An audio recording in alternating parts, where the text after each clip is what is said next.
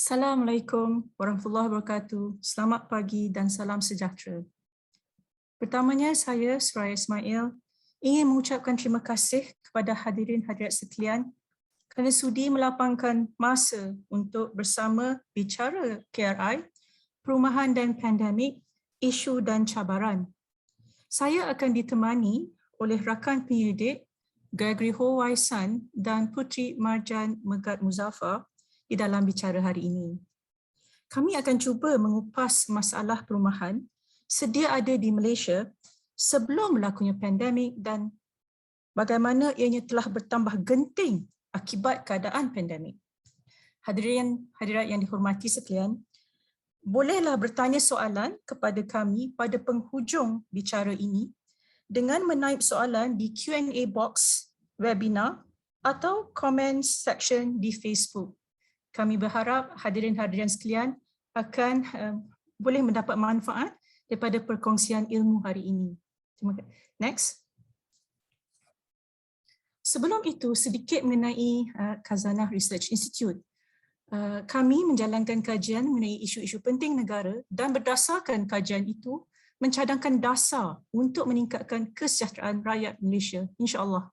Kami melakukan ini melalui analisa berdasarkan data, mengadakan mesyuarat dan forum untuk menambah baik pemahaman mengenai isu-isu ini dan menyebarluaskan hasil kajian. Dan inilah bicara KRI pada hari ini juga, hasil kajian yang ingin kami menyebarluaskan. Kami ada 3 peras pendidikan, ya, bukan saja housing. Kami ada pembangunan bandar dan wilayah, pembangunan inklusif dan lestari, dan pertumbuhan dan transformasi struktural. Next. Dan melalui teras-teras itu, pelbagai buku dan laporan telah kami keluarkan daripada tahun kami bermula, iaitu tahun 2014 hinggalah sekarang. Hadirin-hadirat yang dihormati sekalian, bolehlah jika ada masa untuk melihat report-report ini, laporan ini, dan kami juga membuat summary jika saudara-saudari tidak mempunyai masa yang lebih panjang. Summary itu juga ada di dalam report-report ini. Tapi hari ini kita akan berbincang mengenai perumahan. Dan di dalam perumahan, permintaan kami berangkumi agenda perumahan dalam tahun 2015, iaitu Making Housing Affordable, buku merah dan kuning ini, buku pertama kami. Kami mengupas isu mampu milik dan juga bagaimana kita boleh memastikan harga mampu milik ini berada di dalam proses pembinaan, bukan bila dia keluar daripada proses pembinaan. Jadi tidak ada gunanya kita control prices selepas keluar daripada proses pembinaan, tapi kita memastikan pembinaan itu lestari dan kita akan mendapat rumah yang mampu milik.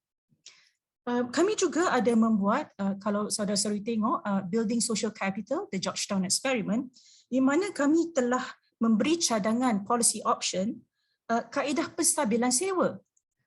Kaedah penstabilan sewa melalui Community Development Fund. It is a bottom-up approach untuk penstabilan sewa supaya landlord dan tenant berdua-dua akan meraih kebaikan daripada penstabilan sewa. Dan ketiga, iaitu tahun 2019, kami telah membuat laporan agenda perumahan peranan kerajaan, masyarakat dan pasaran. The state, the market and society. Kerana agenda perumahan bukan saja satu agenda yang boleh dibuat dengan cepat, penyelesaian yang cepat. A lot of balancing off between peranan kerajaan, peranan pasaran bebas dan kita sebagai satu masyarakat. Next.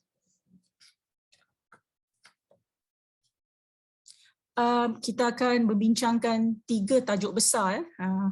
Mungkin akan jadi 1 jam, tapi silalah bertanya soalan. Satu ialah isu-isu global perumahan semasa pandemik. Saya akan membentangkan ini sedikit sahaja. Selepas itu kita melihat sama ada perumahan global ini, isu global ini telah merayap kepada perumahan di Malaysia, dan rakan-rakan saya, saudara Gregory dan saudari Marjan akan melihat sejarah dan trend perumahan di Malaysia. Sangat penting kita mengetahui sejarah sebab daripada sejarah kita dapati bahawa polisi-polisi yang dibuat adalah kerana keadaan semasa. Keadaan semasa sekarang adalah keadaan pandemik. Apakah policy reaction kita? Nombor 3 adalah langkah-langkah untuk menangani cabaran sedia ada dan mendatang. Saya akan rumuskan di situ dan seterusnya hadirin hadirat bolehlah bertanya soalan. Next. Isu-isu global perumahan semasa pandemik. Hadirin sekalian, pandemik ini merompak kita dari segi kesihatan, gaya hidup, kebajikan, kebersamaan dan kelangsungan pendapatan. Pendapat kita ada, pendapatan.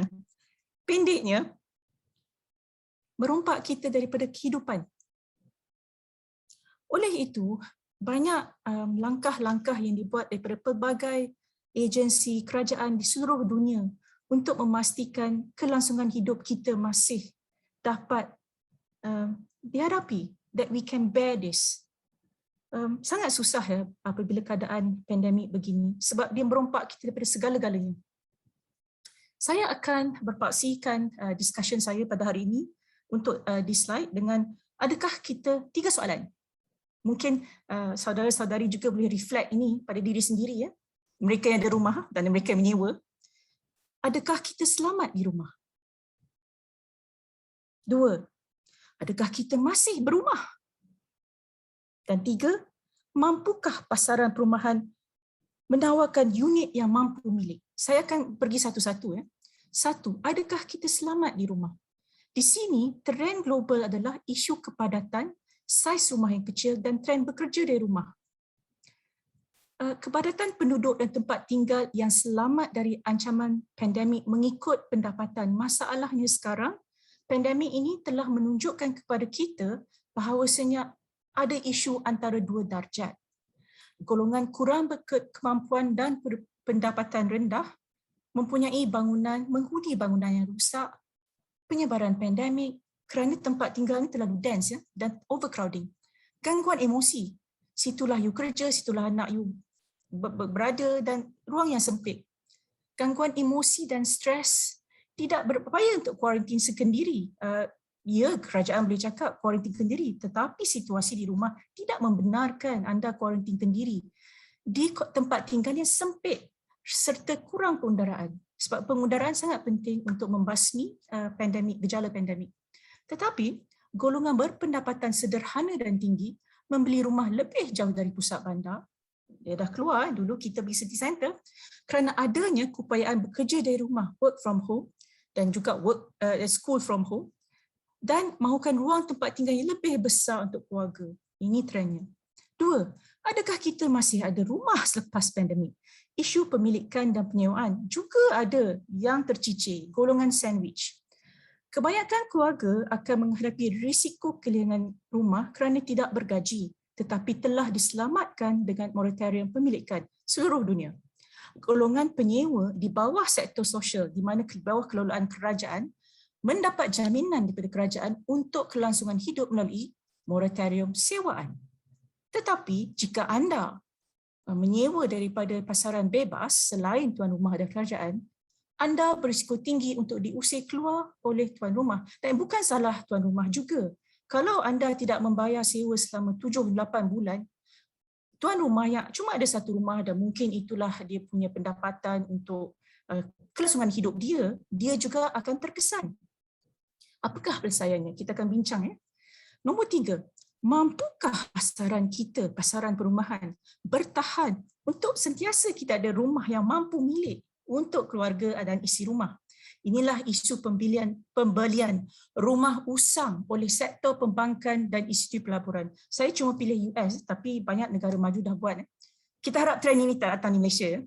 Terdapat trend di US di mana di Amerika, syarikat, di mana institusi perbankan dan pelaburan membeli rumah-rumah usang dan tidak terurus, what we call dilapidated houses, sehingga harga rumah naik kembali. Isi rumah dan keluarga tidak akan mampu melawan harga bidaan dari institusi perbankan dan pelaburan. Dia tidak ada kuasa financial untuk melawan. Itulah trend-trendnya, sangat menggusarkan hati. Dan seterusnya, rakan saya akan cuba membawa trend-trend ini kepada Malaysia. diminta saudara Gregory, silakan. Terima kasih Dr. Suraya. Sebelum kami mengupaskan trend-trend terkini di Malaysia, kami ingin mengetengahkan kenyataan bahawa sebahagian besar daripada trend-trend tersebut haruslah dibincang dalam konteks sejarah sektor perumahan di Malaysia.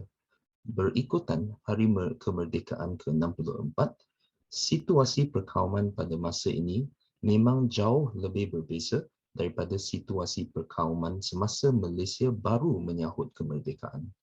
Pada masa itu, trend sosial yang amat ketara adalah racial and economic segregation, di mana pihak penjajah telah pun menempatkan kaum-kaum yang berbeza dalam kawasan yang berlainan. Ini adalah di mana kaum Melayu tertumpu dalam kawasan perkampungan, kaum Cina tertumpu di kawasan bandar akibat penglibatan mereka dalam sektor pelombongan, manakala kaum India pula ditempatkan di estet getah dan kelapa sawit.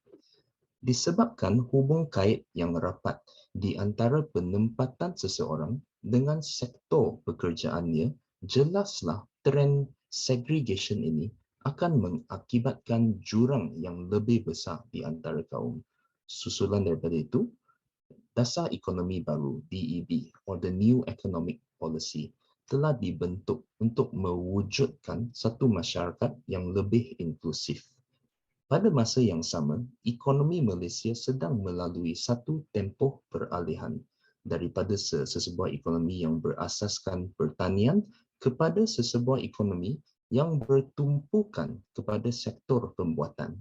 Dalam peralihan ini, diperhatikan bahawa tumpuan aktiviti ekonomi yang tinggi di kawasan bandar telah pun menyebabkan satu fenomena yang dipanggil rural to urban migration, di mana para penduduk dari kawasan pendalaman berpindah ke kawasan bandar untuk mendapatkan pekerjaan.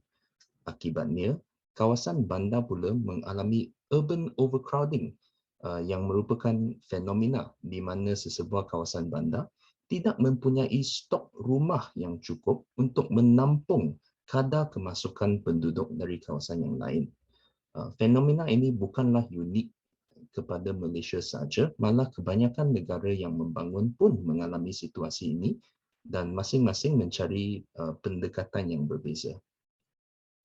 However, di Malaysia, kita telah mengambil pendekatan zero squatter policy, di mana untuk menghalang pembentukan squatter, kerajaan telah pun menggalakkan pembinaan rumah kos rendah jenis apartmen ataupun flat dan menempatkan penduduk squatter ke dalam low cost flats tersebut. Dan dalam masa 2010 hingga ke sekarang, sektor perumahan di Malaysia mengalami fenomena rapid price escalation, iaitu kenaikan harga pasaran perumahan secara mendadak. Terdapat banyak faktor yang menyebabkan fenomena ini dan kita akan menghuraikan faktor-faktor tersebut secara lebih mendalam nanti. Next slide. Sebelum itu, izinkan saya bentangkan pendekatan yang diambil oleh pihak KRI dalam menentukan sejauh manakah penglibatan kerajaan tempatan mahupun kerajaan persekutuan dalam konteks pasaran bebas. Isu perumahan ni sebenarnya kompleks sebab bagi seseorang individu, rumah merupakan satu keperluan hak asasi manusia. Tetapi pada masa yang sama, rumah juga mempunyai komponen investment juga. Sebelum kita membincangkan isu kemampuan memilik ataupun menghuni sesebuah rumah, kita perlu membincangkan isu kecukupan iaitu adequacy dan kesesuaian suitability terlebih dahulu. Isu kecukupan dan kesesuaian merujuk kepada housing standard yang diguna pakai di negara-negara ataupun kawasan yang berbeza-beza. Sebagai contoh, dalam negara maju seperti US, Canada, United Kingdom, jikalau sesebuah keluarga tidak berkemampuan untuk mendapatkan rumah yang mempunyai bilik yang mencukupi bagi keluarganya ataupun kos menghuni rumah itu melangkaui 25 to 30% of dia punya income, isi rumah itu dikira menghadapi satu keperluan perumahan teras kerana tidak dapat acquire a housing that is adequate, suitable and affordable in the market. Apabila kita terlalu fokus kepada isu kemampuan, wujudnya satu risiko di mana kita mungkin lupa bahawa isu kecukupan dan kesesuaian ini sebenarnya lebih tinggi kepentingannya. Sebagai contoh, jikalau anda berpendapat bahawa sesebuah kondominium di KL ini, say dia berharga 600,000, dia tidak berkemampuan, is unaffordable. Pihak developer boleh saja cadangkan agar kondominium ini dibelah 2 ataupun dibelah 3 dan dijual pada harga 250,000 ataupun 300,000 yang memang lebih murah tapi tidak semestinya memenuhi kriteria kecukupan ataupun kesesuaian untuk family you. Next slide. Dalam konteks skema ini, izinkan kami membentangkan trend pertama hari ini, iaitu micro-housing. Micro-housing merujuk kepada rumah yang sangat kecil, dalam lingkungan 200 hingga ke 400 kaki persegi seunit. Biasanya, micro-homes ni berbentuk satu kotak yang mempunyai tempat tidur dan tempat makan. Kadang-kadang ada juga dapur dan tandas, tapi biasanya dapur dan tandas dirangkumi dalam shared facilities yang perlu dikongsi bersama dengan jiran setingkat. Pada pendapat saya, micro-housing ini rupanya macam dormitory masa kat universiti. Kami ingin merakamkan kenyataan bahawa apabila kita melihat contoh-contoh micro-housing ini di negara yang lain, kami mendapati bahawa tujuan micro-housing ini dibina adalah untuk mengatasi masalah yang berbeza-beza dan pelbagai. Sebagai contoh, gambar pada bahagian kiri merujuk kepada jenis micro-housing di UK yang berfokuskan kepada single individuals ataupun transient university students. Manakala gambar raja di tengah pula merujuk kepada micro-housing as a temporary shelter for refugees. Gambar raja pada bahagian kanan merujuk kepada fenomena coffin houses di Hong Kong. That is really an issue from having very little land. Pihak KRI berpendapat bahawa sama ada micro-housing ini wajar dibina di Malaysia bergantung kepada framework yang dibentangkan dalam slide sebelum ini. Persoalan yang harus kita jawab adalah seperti berikut. 1. Adakah micro-housing ini mencukupi dan sesuai untuk penghuni dia? Nombor 2, adakah micro-housing ini berbentuk satu permanent home di mana all you can afford is a micro-home, dan apakah kebarangkalian that you will be stuck in living in one for the rest of your life? Next slide. Setelah membincangkan kriteria kecukupan dan kesesuaian, kita ingin membincangkan pula piawaian rumah di Malaysia yang sesuai untuk budaya dan gaya hidup penghuni. Now, kedua-dua jadual berikut merupakan piawaian minimum yang diguna pakai di United Kingdom untuk negara mereka dan di Singapura standard minimum untuk penduduk HDB. Kami berpendapat bahawa selain daripada berfokuskan kepada trend micro-housing untuk menyelesaikan isu kemampuan, kita juga perlu membina rumah yang berpelbagaian jenis. Ini adalah untuk membolehkan sesebuah isi rumah untuk mendapatkan rumah yang sesuai dan mencukupi pada tempoh kitaran hidup isi rumah itu. Dan sekarang rakan sekerja saya Marjan akan teruskan perbincangan hari ini dengan mengupas isu kualiti rumah dan kualiti kehidupan. Terima kasih Greg. Assalamualaikum dan salam sejahtera.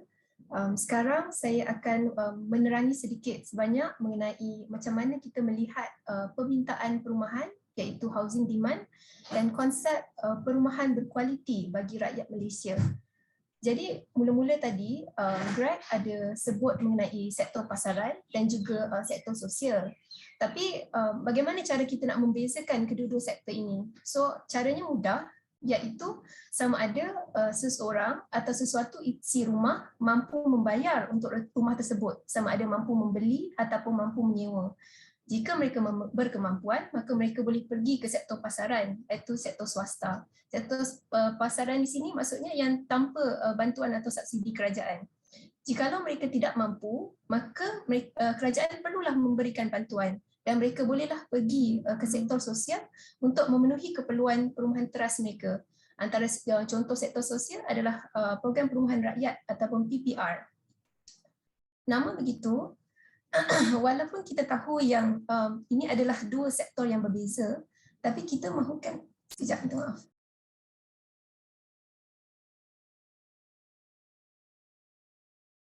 Saya tekak pula. Namun begitu, walaupun kita tahu bahawa ini adalah dua sektor yang berbeza, kita mahukan supaya standard ataupun kualiti perumahan sosial tu adalah decent ataupun berkualiti sama taraf dengan sektor perumahan swasta. Namun begitu, sampai sekarang Malaysia masih lagi belum ada satu definisi khusus, iaitu apakah yang dimaksudkan dengan perumahan berkualiti di Malaysia. Pada 2 tahun lepas, CIDB, Construction Industry Development Board, ada mengeluarkan standard perumahan kebangsaan 2019. Dalam standard tu memang ada banyak-banyaklah guidance. Dia cerita pasal minimum keluasan lantai, jenis kemasan, tapi dia tidak memberi satu guidance bagaimanakah suatu rumah itu boleh disesuaikan dengan penghuni yang duduk di dalam. Sebagai contoh, kalau mengikut standard, satu rumah yang mempunyai 2 bilik, dia akan mengatakan keluasan dia kena 700 kaki persegi. Tapi katakanlah kalau satu isi rumah ada mak ayah dengan 2 orang anak, ada 2 bilik. Jadi mak ayah boleh duduk satu bilik, anak-anak boleh duduk satu lagi bilik. Tapi kalau duduk lelaki atau duduk perempuan tak ada masalah. Tapi kalau seorang lelaki, seorang perempuan, di mana kita nak pisahkan bilik mereka, macam mana? So dalam standard tu dia tidak menyebut guidance itu, dan standard ini tidak mengambil merunding daripada pandangan orang ramai dan tidak mengambil kira norma sosial dan budaya masyarakat kita.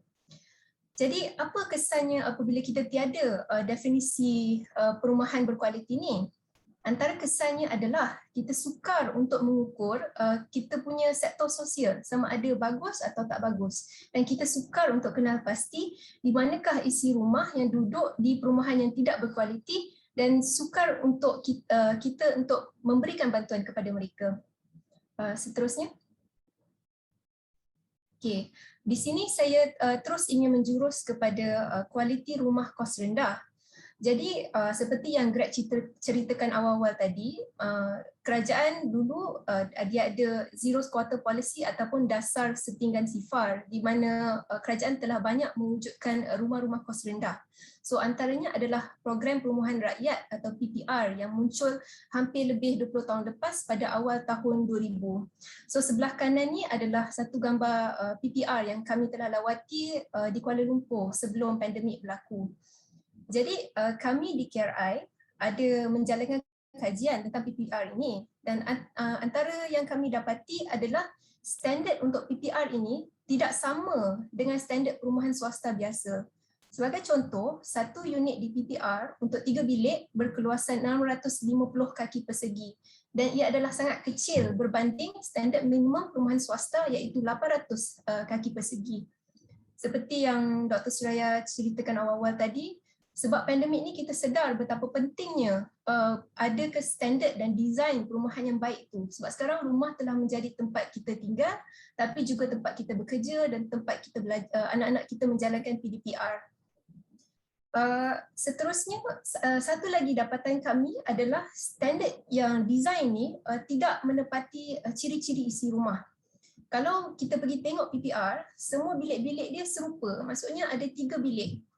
Tetapi bila kita tengok demografi ataupun profil isi rumah itu, isi rumah ni ada berbeza-beza, dan dalam lingkungan 4 hingga 6 orang satu isi rumah. Maksudnya kalau isi rumah tu besar, contohnya ada atuk nenek, mak ayah dan anak-anak, mungkin tak sesuai untuk 3 bilik dan mereka mungkin memerlukan lebih lagi. Tetapi sebaliknya ada juga isi rumah yang kecil. Contohnya macam kami melihat ada juga pasangan yang sudah pencen yang duduk 2 orang. Jadi mereka mungkin tidak memerlukan bilik yang sebegitu banyak. Tapi namun begitu, disebabkan standard design ni, dia orang terpaksa memilih standard design tersebut sebab mereka tiada pilihan lain sebab kerana mereka tidak berkemampuan untuk memilih atau membeli rumah daripada perumahan swasta yang boleh menepati keperluan mereka.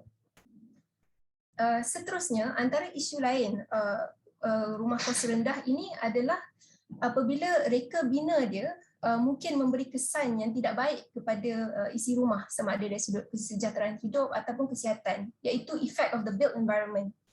Maksudnya di sini, seperti kita tahu, banyaknya PPRs, especially di kawasan bandar, dia dibina dalam keadaan yang bertingkat dan berkepadatan tinggi. So, satu blok tu dalam lebih 300 unit lah.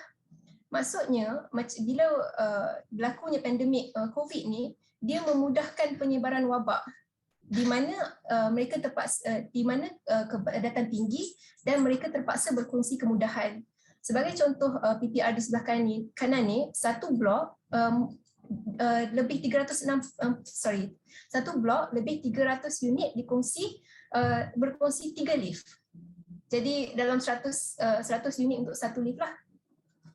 Okay. Dan seterusnya yang dirisaukan adalah akibat saiz ni dan desain dia yang kecil, dia menyukarkan untuk suatu isi rumah itu untuk membuatkan pengasingan ataupun kuarantin.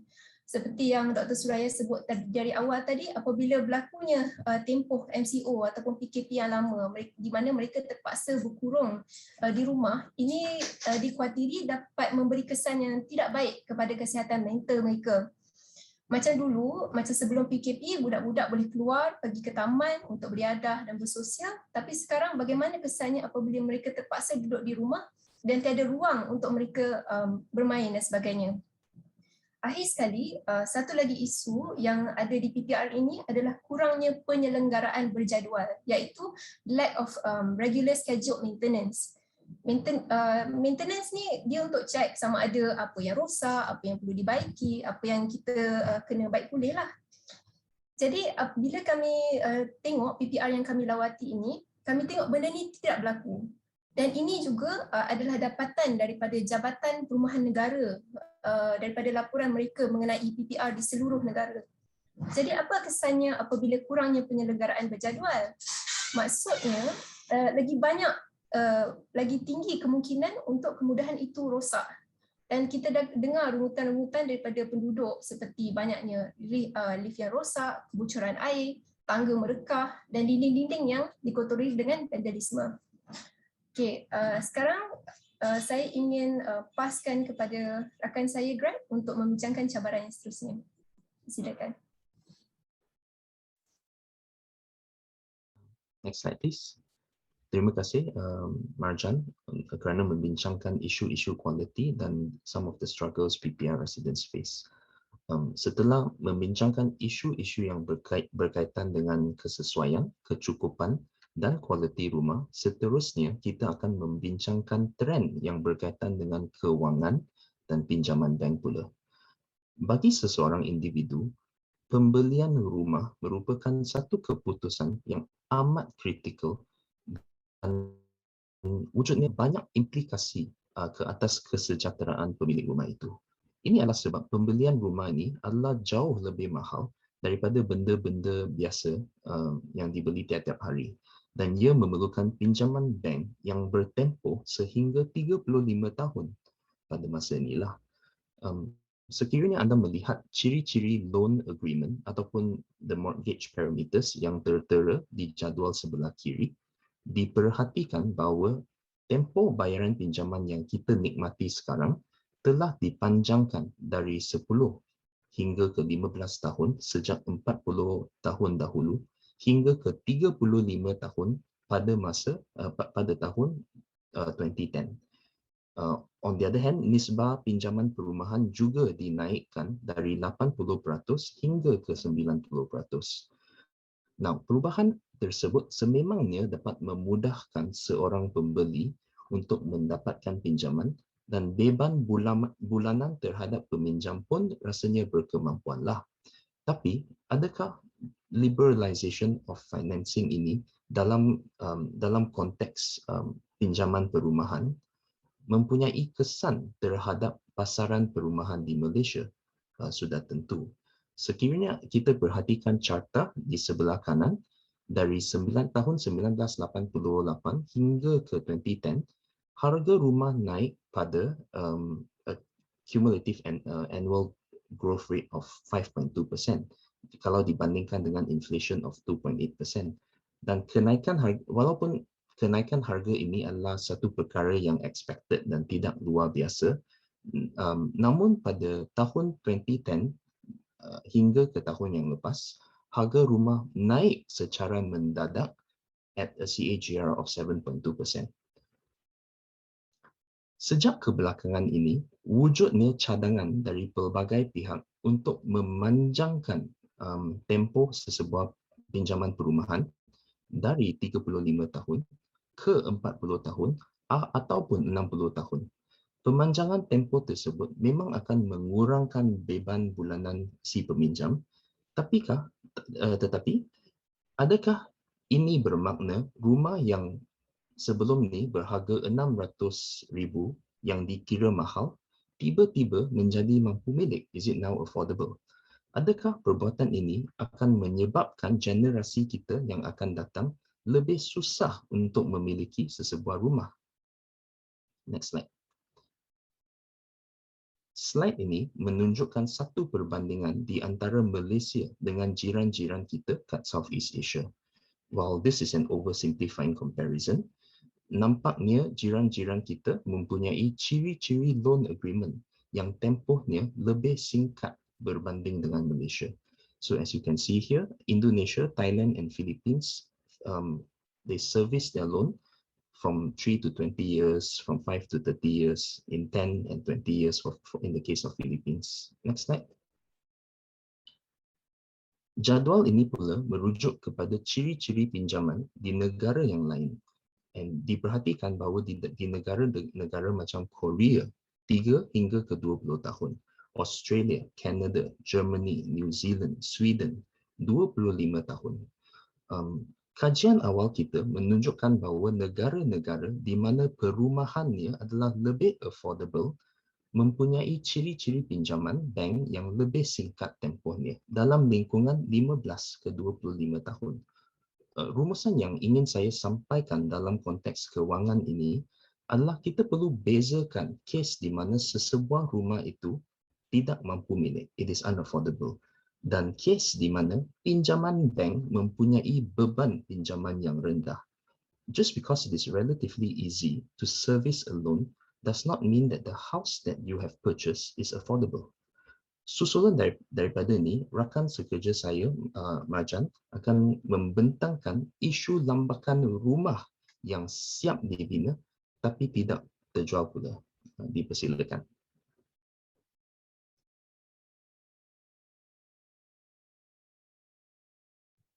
Okay, terima kasih Greg. Jadi tadi Greg telah menceritakan antara isu-isu rumah iaitu harga yang makin meningkat tinggi dan juga kos menanggung rumah yang makin tinggi iaitu tempoh pinjaman yang sangat lama selama 35 tahun. Dan ini juga memberi kesan kepada pasaran perumahan dan antaranya adalah berlakunya rumah-rumah yang tidak terjual. So sekarang ni, jikalau kita tengok trend rumah yang siap dibina tidak terjual ataupun residential overhang, maksudnya rumah ni dah siap selama 9 bulan tapi masih lagi tak ada orang beli. Kalau kita tengok macam daripada tahun 2016 sampai ke 2021, daripada 2016 sampai ke 2019, bilangan rumah yang tidak terjual itu telah meningkat 2 kali ganda daripada 12,000 unit sampai ke 30,000 unit lebih. Dan nilai rumah yang tidak terjual ini ada dalam 20 bilion pada tahun 2019.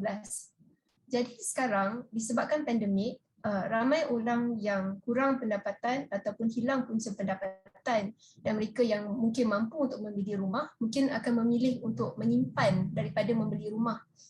Dan, jadi mungkin ini contribute lah kepada trend tak nak beli rumah ni. Tapi sebenarnya kita lihat trend rumah tidak terjual ni berlaku sebelum pandemik lagi dan telah memuncak pada tahun 2019. Carta di sebelah kanan ini pula menunjukkan bilangan rumah yang dilancarkan yang makin meningkat Tetapi unit yang tidak terjual itu dalam 20 hingga 30% daripada produk yang dilancarkan. Slide seterusnya. Okey, jadi apakah sebenarnya ciri-ciri rumah yang tidak terjual ini? Jadi untuk merungkai masalah ini, kami membuatkan analisis makro untuk melihat apakah ciri-ciri rumah yang tidak terjual, iaitu rumah jenis apa, rumah harga berapa dan lokasi di mana. Mula-mula sekali kita lihat, kalau tengok di carta sebelah kiri yang bulat tu, kita tengok yang kebanyakan rumah yang tak terjual ni adalah rumah bertingkat, iaitu rumah dari rumah kondominium, apartmen dan juga flat pangsapuri. Dan kita tengok kalau carta di sebelah kanan pula, kita boleh tengok daripada sudut jenis rumah dan juga harga rumah, di mana kita lihat banyaknya kategori yang tidak terjual adalah di lingkungan 200, 300, 400 dan seterusnya. Pada laporan KRI pada 2 tahun lepas, agenda perumahan, kami mengesyorkan dan kami menggunakan konsep median multiple yang digunakan World Bank dan juga United Nations untuk menganalisis rumah mampu milik. Dalam konsep ini, World Bank mengatakan kalau harga rumah tu melebihi 3 kali ganda pendapatan tahunan isi rumah, maka dia dikira sebagai tidak mampu milik. Jadi kalau kita tengok, kalau kita menggunakan data Department of Statistics yang paling latest lah 2019, pendapatan isi rumah dalam 5,800. Maksudnya lingkungan harga rumah mampu milik adalah dalam 211,000. Tetapi kita tengok dekat sini, kalau kita tengok table dekat bawah ni, banyaknya rumah yang tak terjual adalah lebih yang berharga 300,000 dan ke atas. Di mana rumah berharga 300,000 sehingga 1 juta dan seterusnya merangkumi lebih 70% daripada rumah yang tidak terjual. Slide seterusnya. Okey. Jadi sebenarnya kat mana rumah-rumah yang tak terjual ni? Jadi kalau kita tengok macam daripada sudut negeri, banyaknya sebenarnya di Johor, di mana 1/5 daripada unit yang tidak terjual ni adalah di Johor, diikuti dengan Pulau Pinang, Selangor, Perak, Kuala Lumpur dan seterusnya. Kalau kita tengok trend-trend pada tahun lepas pun memang negeri-negeri inilah yang banyak terletaknya rumah tidak terjual. Seterusnya. Okey, jadi untuk mengenal pasti dengan lebih mendalam kenapakah rumah tak terjual ni berlaku, kita kena tengok di setiap negeri kerana ciri-cirinya adalah berbeza. Sebagai contoh, kalau kita tengok di Johor ni, kalau kita tengok di peta sebelah kiri tu, banyaknya yang tak terjual ni adalah terletak di Johor Baru. Dan kalau kita tengok jenis rumah yang tidak terjual, dia macam ada variasi, di mana ada yang kondo pangsapuri yang tidak terjual, ada teres dan sebagainya. Tetapi yang kondominium dan pangsapuri banyaknya berpusat di Johor Baru, di mana rumah lain pula teres, berkembar dan sebagainya, dia macam lebih berselerak di satu Johor tu. Kalau tengok peta di sebelah kanan, di mana dia di breakdown mengikut harga, warna biru tu adalah harga 300,000 ke bawah, dan warna kuning, oranye dan merah tu adalah lebih daripada 300,000, iaitu lebih daripada harga mampu milik. Kita lihat banyaknya rumah yang tak terjual ni adalah melebihi unit-unit yang melebihi harga RM300,000. Seterusnya. Okey, sekarang kita nak tengok di Pulau Pinang pula. Kalau Pulau Pinang, kita tengok macam banyaknya rumah yang tak terjual adalah lebih di kawasan pulau, iaitu Timur Laut dan Barat Daya dan juga kawasan di seberang Perai Tengah. Tapi lain daripada Johor, kalau Pulau Pinang, memang majoritinya ataupun 83% yang tidak terjual itu adalah kondominium dan pangsapuri. Jadi mungkin disebabkan kekurangan tanah ataupun mereka ingin memberikan lebih banyak unit kepada isi rumah, maka mereka banyak mengeluarkan jenis rumah berkepadatan tinggi. Namun begitu, kita lihat di sini banyak rumah yang tidak terjual ini juga melebihi paras mampu milik, iaitu lebih daripada RM300,000. Seterusnya. Okey, last sekali kita tengok Selangor pula. Jadi kalau macam Selangor, dia macam Johor juga, di mana ada variasi jenis-jenis rumah yang tidak terjual dan lokasi perumahan yang tidak terjual ni merata-rata. Tapi kalau kita tengok banyak juga rumah tidak terjual ni terletak di kawasan yang agak jauh daripada pusat bandar. Contohnya yang tidak terjual di kawasan Hulu Langat dan Kuala Langat. Kita juga lihat trend yang sama di mana kondominium pangsapuri banyak tidak terjual, dan kalau kita tengok seluruh stok yang tidak terjual di Selangor tu banyak juga yang lebih daripada harga mampu milik, iaitu lebih daripada RM300,000. Seterusnya. Okey. Jadi setelah kita tengok negeri-negeri ini kan, kami dapat merumuskan sedikit sebanyaklah kenapa apa yang kami rasa punca rumah-rumah ini tidak terjual, dan juga daripada dapatan kajian kami yang sebelum-sebelum ni lah. So yang pertama adalah untuk rumah yang berharga rendah dan sederhana, harga yang diletak adalah tinggi dan tidak selari dengan pendapatan isi rumah. Jadi kalau kita ikut konsep medium multiple, sepatutnya harga rumah mampu milik tu dalam RM211,000. Tu pendapatan 2019, sekarang pendapatan dah turun sebab pandemik, tak tahulah berapa. Tapi and yet rumah-rumah banyak yang dilancarkan lebih daripada RM300,000 dan ke atas. Lepas tu banyaknya rumah yang berkepadatan tinggi dan mungkin tidak menepati permintaan ataupun cita rasa penduduk. Dan seterusnya dibina di lokasi yang jauh dari pusat bandar. Yang kedua, bagi rumah yang berharga sederhana dan tinggi, apa yang kami rasakan adalah ini berlaku apabila kita mengamalkan konsep jual kemudian bina. Sebelum tu bagi saya jelas sedikit dululah. So sistem perumahan Malaysia ni kita menggunakan konsep jual kemudian bina. Maksudnya pembeli bayar dulu untuk rumah, kemudian baru pemaju akan bina rumah tersebut dan akhirnya baru kita dapat.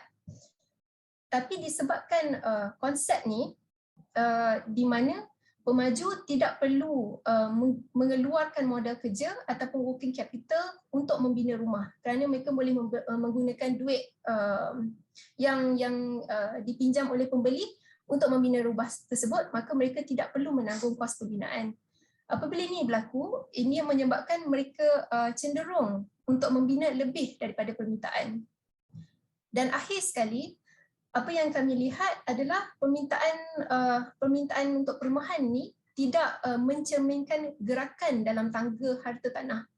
Maksudnya, kalau macam kita tengok negara luar di mana kalau rumah tu ada banyak produk dan ada banyak variasi, apabila kita gerak dalam kita punya kitaran hidup, maksudnya macam bila saya mula-mula berkeluarga, mungkin saya nak rumah kecil. Tapi bila saya dah ada ramai anak, saya nak rumah yang besar sikit. Tapi bila saya dah tua, dan saya dah duduk hanya dengan pasangan, saya nak downgrade ke rumah kecil sikit. Tapi di Malaysia benda ni tidak berlaku, di mana tempoh pegangan kita adalah lama, dalam tempoh 20 tahun hingga 30 tahun. Ini menunjukkan yang pasaran kita tidak efisien untuk menukar kediaman mengikut keperluan isi rumah ataupun untuk meningkatkan equity.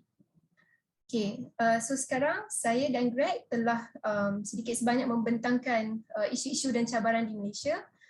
Saya ingin serahkan kembali kepada Dr. Suraya untuk membentangkan langkah-langkah apa yang boleh diambil untuk menghadapi cabaran ini dan yang mendatang. Silakan Dr. Suraya. Terima kasih Marjan dan Gregory. Kita dah sampai kepada pengakhir, tetapi pengakhir ini sangat mustahak supaya kita bukan sahaja bagi masalah, problem yang dilandai oleh Malaysia, tetapi juga langkah-langkah untuk menangani cabaran sedia ada dan mendatang.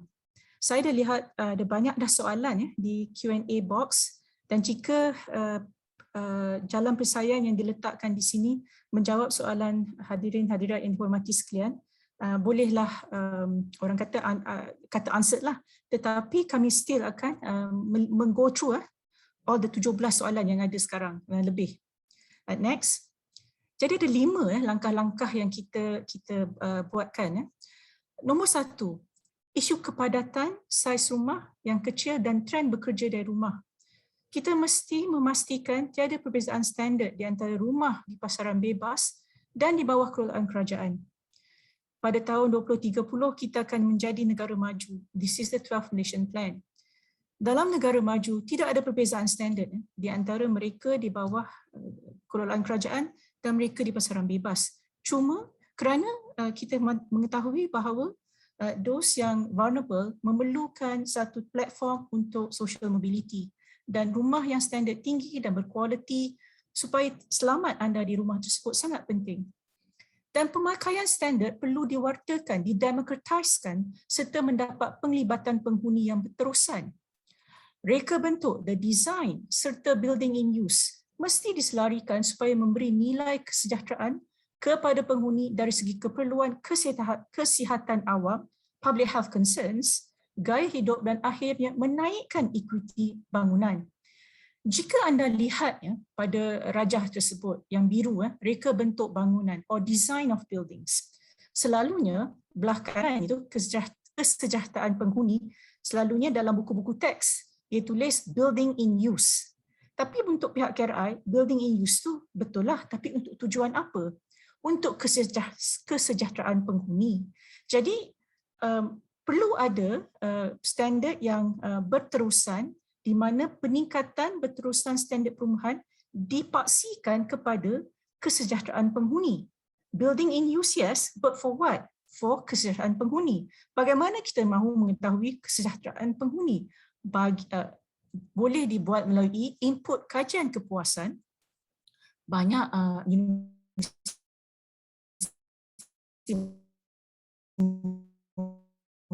buat ini dan juga kerajaan juga boleh. Keperluan kesihatan awam penting di semasa zaman pandemik dan soon it will be endemic, mesti ada public health concern. Mesti ada public health concern.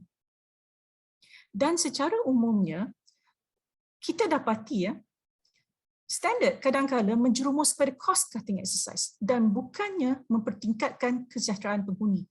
Rumusannya adalah kita perlu memastikan standard perumahan piawaian mesti mendapat input untuk mendapat satu kesejahteraan penghuni, satu standard yang tinggi supaya ianya akan menaikkan equity, menaikkan kepuasan penghuni. Ada satu report di Norway, saya bagi Norway lah apa nak buat. So dia tujuan bangunan adalah delighting your customer. Imagine kalau rumah kita cakap tujuan rumah adalah delighting the keluarga.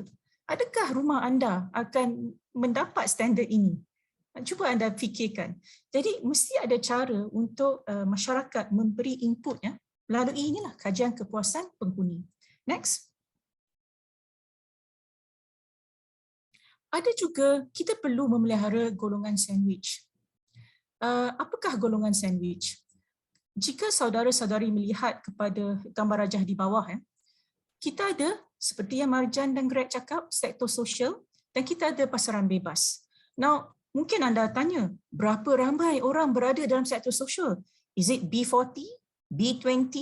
Ini adalah terpulang ataupun mengikut data yang ada di state atau negeri masing-masing. Berapakah mereka filtering atau harga pendapatan yang anda mahu di state anda untuk memberikan golongan mana yang akan masuk dalam sektor sosial. Dan ada juga mereka dalam pasaran bebas. Now, dalam sektor sosial ada penyewaan sosial, which is PPR, ada juga pemilikan sosial, which is PPR dimiliki. Dalam pasaran bebas ada sewaan pasaran, ada pemilikan mampu milik, ada pengumpulan aset. Ada. Kita tidak menghentikan pengumpulan aset, tetapi kita mesti ada mekanisme untuk menghindar aktiviti spekulasi supaya tidak mengganggu gugat pemilikan mampu milik. Dan ini adalah langkah-langkah kerajaan yang telah dibuat di dalam polisi-polisi kerajaan.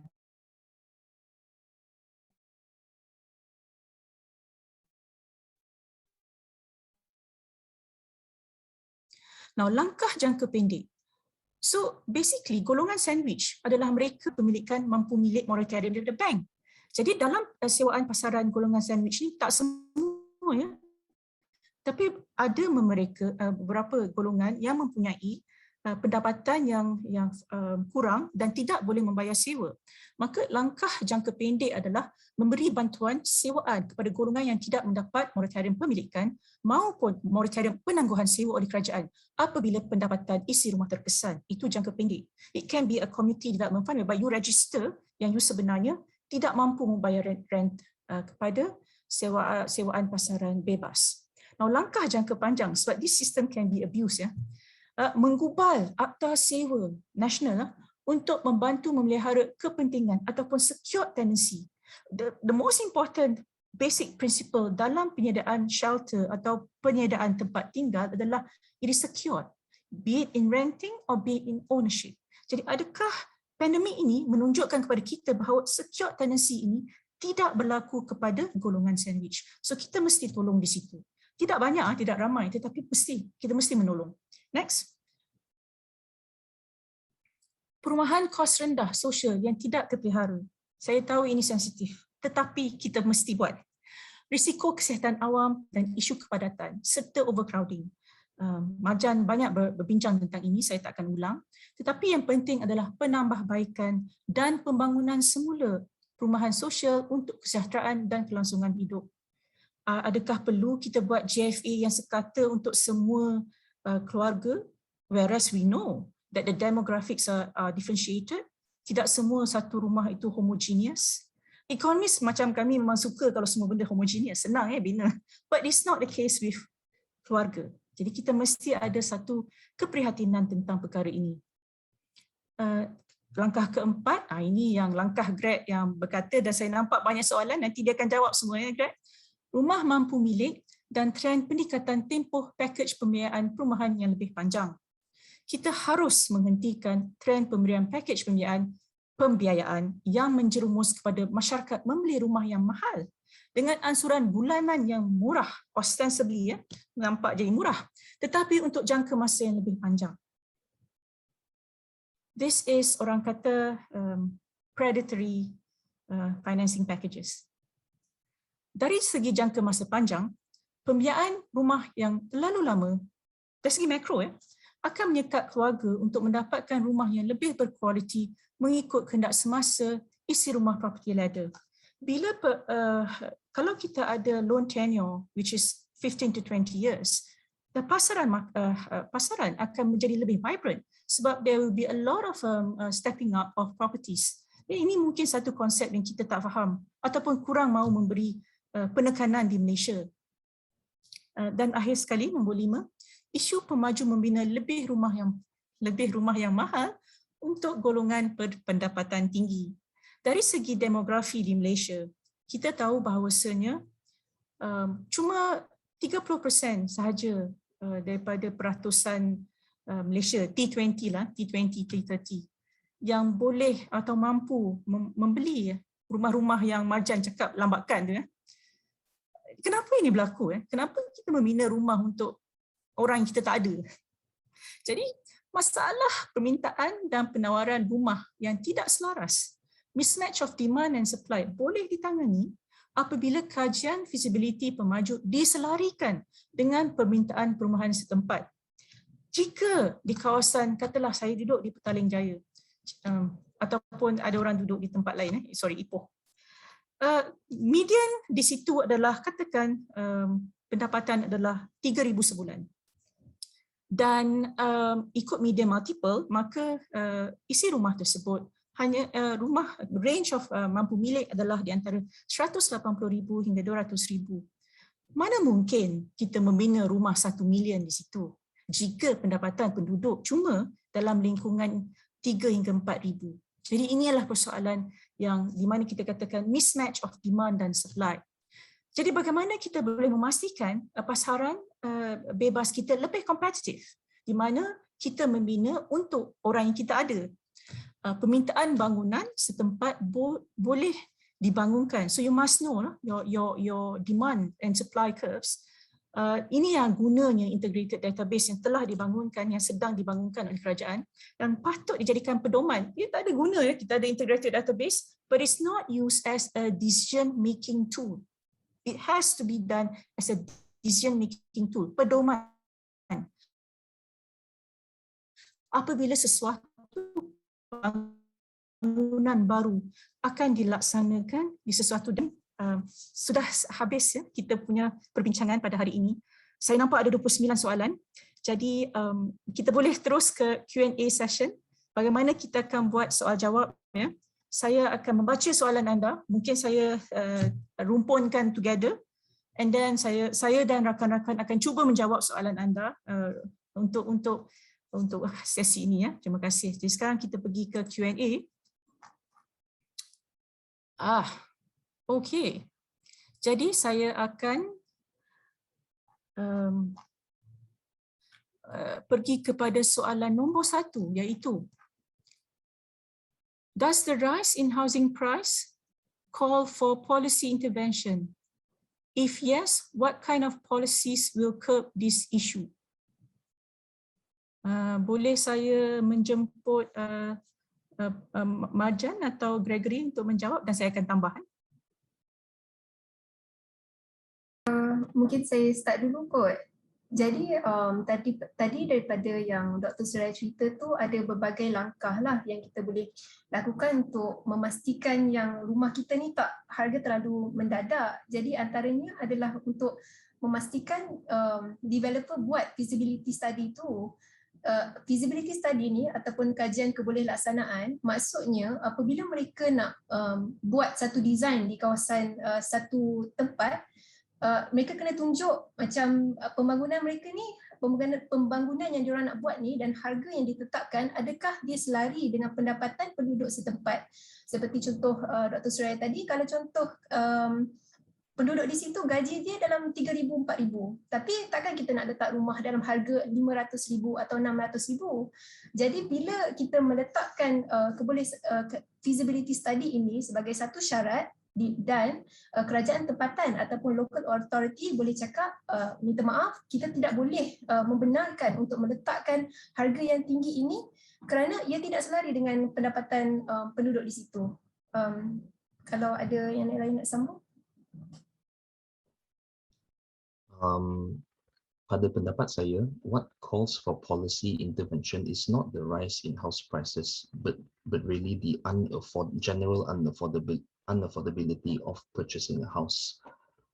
Pada pendapat saya, there are several fixes that can be done on the supply side of housing. For one, modernization in technology can lead to cost-cutting, efficiency gains in terms of producing a housing unit.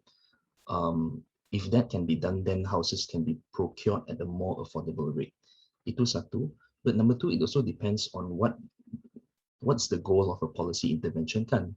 So if let's say the policymakers are focused on getting people to be able to afford, there is a danger in thinking that finance is the problem.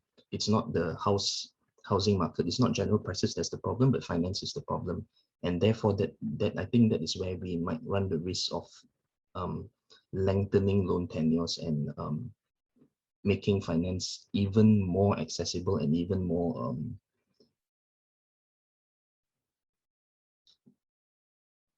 the ease of access, making finance ease of access even more better than what it currently is. I think Malaysia has it quite good already. Jadi boleh, jika saya rumuskan untuk soalan ini adalah, there are two ways of looking at this ya.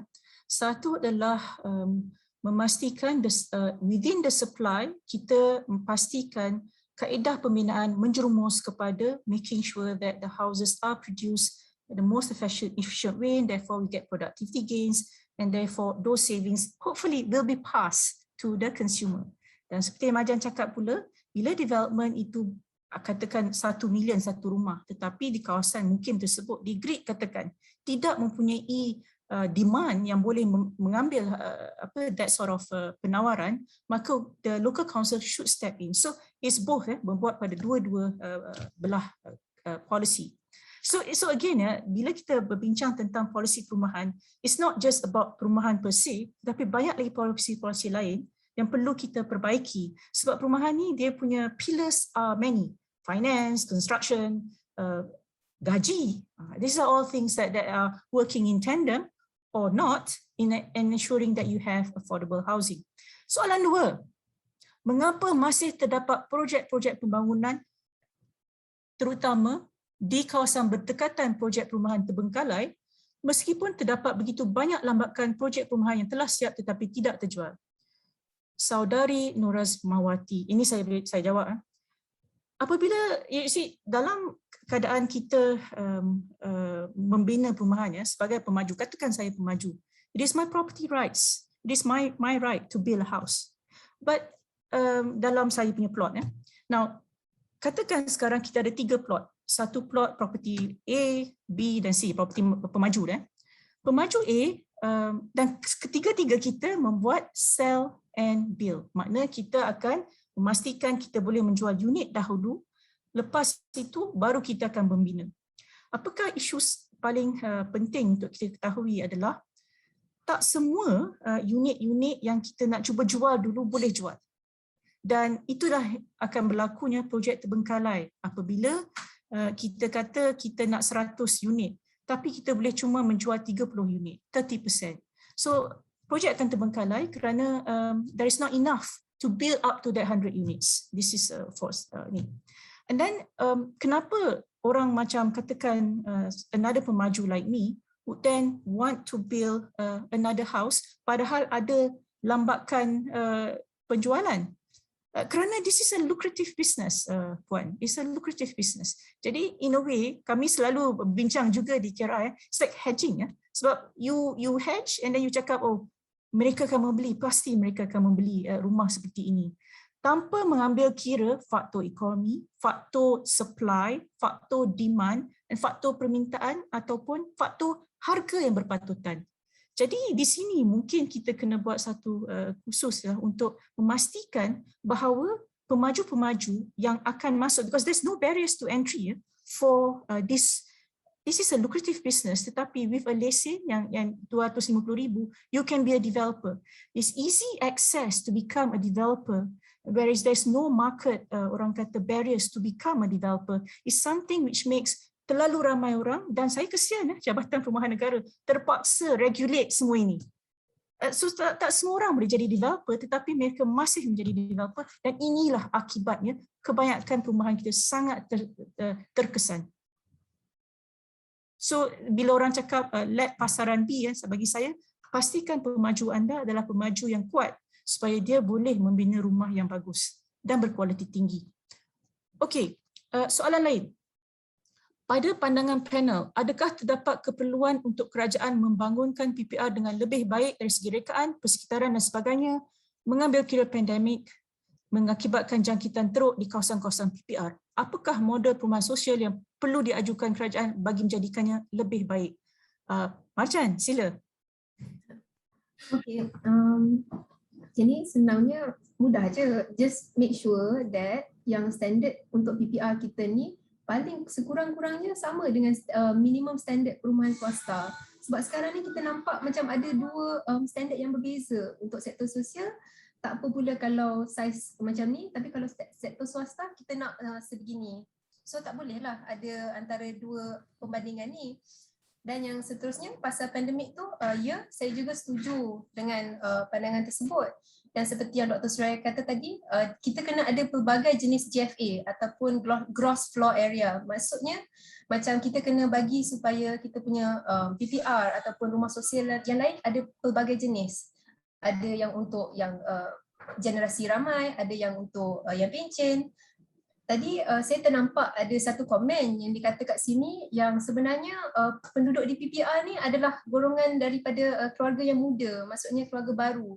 Tapi mengikut kajian kami, sebenarnya tidak. Maksudnya kalau tahu tak, PPR ni kan dia dibina hampir 20 tahun dulu, maksudnya awal tahun 2000.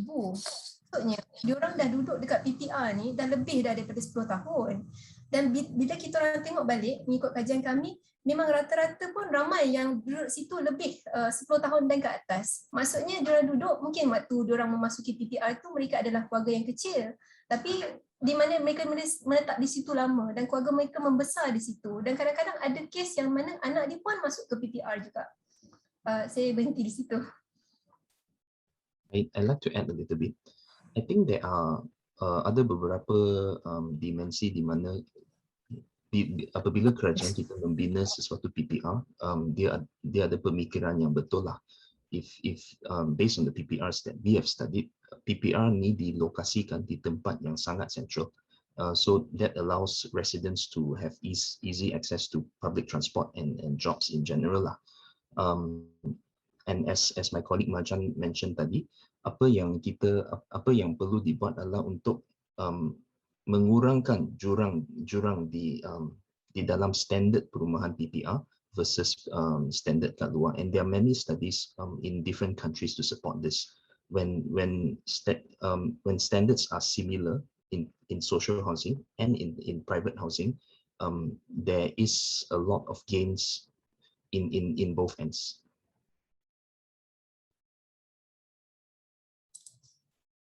Okay, sekarang I think Greg, mungkin kita boleh ambil soalan tentang loan tenure ni. Ada beberapa soalan ya. Satu yang kerana berapa sebenarnya the loan tenure yang bagus, and also does it really because of loan tenure yang panjang ataupun we have an interest punya issue jugalah. While other countries are having short loan tenure, how about the interest rate? If Malaysia is planning to follow such practice, will borrowers pay high sum in short period? What would be the reaction? Thank you for your question. So first of all, let's recognize that starting from the 2010s, we have entered into a lower interest rate environment as compared to the years before. I think this is the situation that one would see in various countries, and in various countries, very few banks still stick to the fixed interest type of pinjaman. Most banks actually give a variable loan agreement. But what we want to say is that akhir sekali kita kena tie balik kepada issue affordability. The difficulty in Malaysia right now is that we have already extended the loan tenure from 15 to 35 years.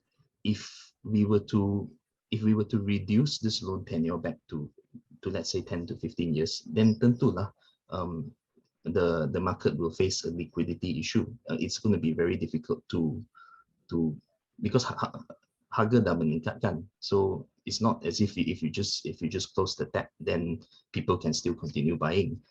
So what needs to be done first is to fix the supply side. The supply side of housing is to be able to procure houses at higher efficiency gains, and then fix finance, if you know what I mean. So dia memerlukan policy intervention on both sides. That's my view. Okay, adakah harga rumah akan dikurangkan semasa pandemik sekarang? Adakah HOC akan dilanjutkan ke tahun depan? Masalahnya kami tidak tahu sebab itu adalah kerajaan. So minta maaf ya, kami tak boleh jawab. Next from James Tan. Sorry, instead of constructing new social housing, would the government's budget be better spent on improving and upgrading the existing social housing? Ini saya rasa tak tahulah, kalau saya jawab lain, si Marjan jawab lain. Tapi this is wonderful about KRI. We have internal debates. First of all, thank you for this very good question. Adakah to begin with, the standard bagus untuk social housing? Tak bagus. Kita dah buat that assumption. And therefore, kita memang mahu refurbishment dibuat. Sorry, excuse me. Tetapi, if the cost of refurbishment is more than the new build, then maybe this is the time for us to then do new build with low density. Sebab sekarang PPI 17 tingkat. This is high density. So So there must be a better way, and I'm sure most of the architects in Malaysia boleh memikirkan refurbishment dengan mengurangkan density dan juga membuka GFA yang berbagai. Marjan, do you want to add? I'll just add that kita nak cakap yang is it better to spend on refurbishment, tapi sekarang ni macam kita tengok memang isu maintenance tu dah lama berlaku dan PPR ni dah, dia dah bertahun-tahun punya isu. Jadi kalau kita ada budget untuk nak maintain ni, kenapa benda ni tak berlaku? Kenapa benda ni masih menjadi isu sekian lama? Jadi satu lagi kita nak tengoklah siapa yang patut menanggung cost maintenance ni. I think I'll stop there. No, I think very important here because cost of maintenance is contingent on the design of the building. So ada juga cara-cara untuk kita mengetahui capital cost against operating cost, what we call life cycle costing. Ini patut menjadi salah satu prerequisite document untuk membina social housing di Malaysia. Sebab then the federal government would know what is the cost of membina and what is the cost of operations. So from day one you would know, and if you know that certain design akan membawa cost operation yang tinggi, then you should not go for that design. So this is very important, life cycle costing. There's a technique of it already. Next, data menunjukkan banyak rumah tidak terjual adalah melangkaui harga mampu milik atau adalah rumah mewah.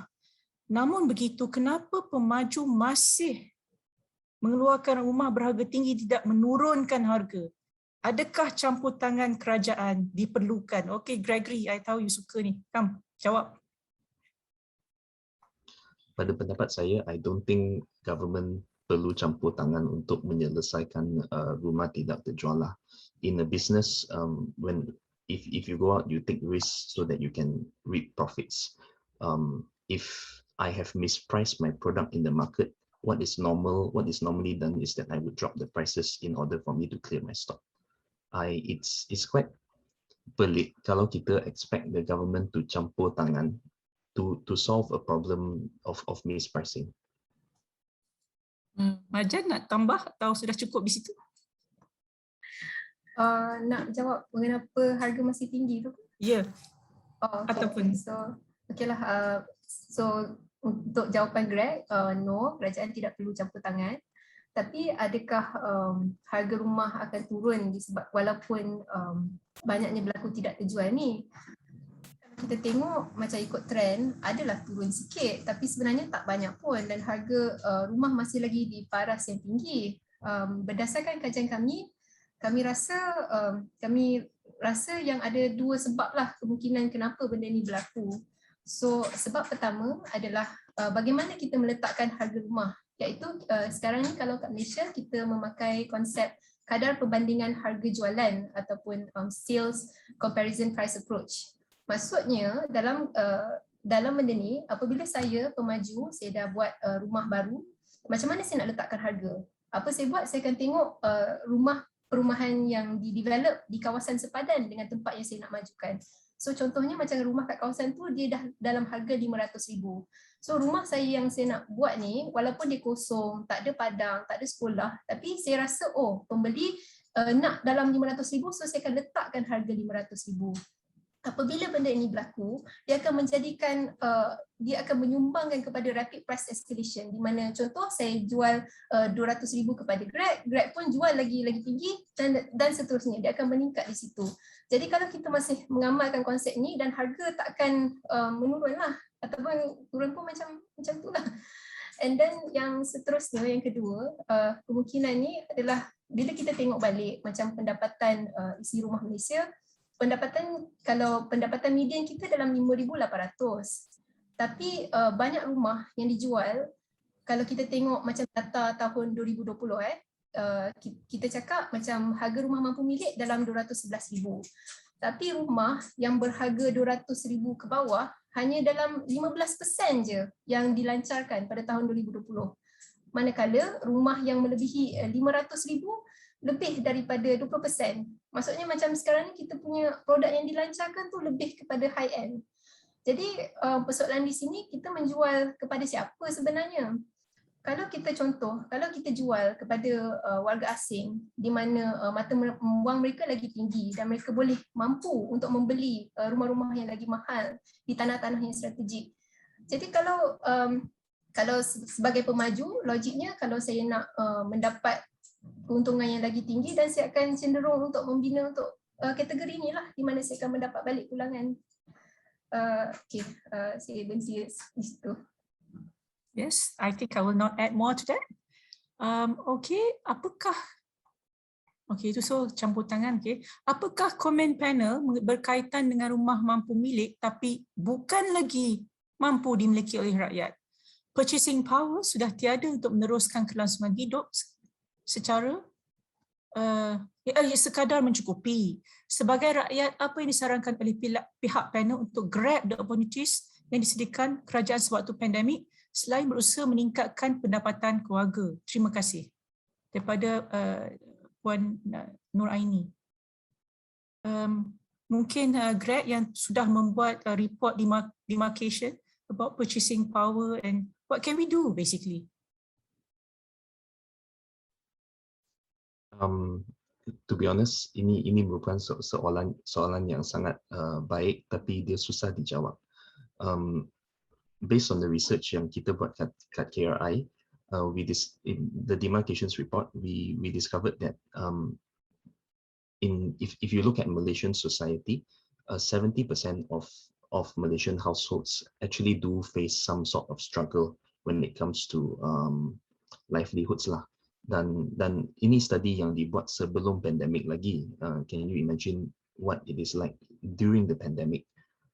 Apart from saying that we need to find a way to enlarge our middle class to allow most Malaysians to sort of live out their aspirations, there is very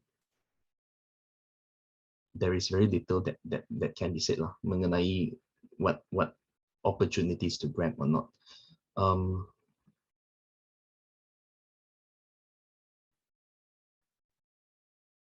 So yeah, sorry, I can answer. I can give you a very good answer about this.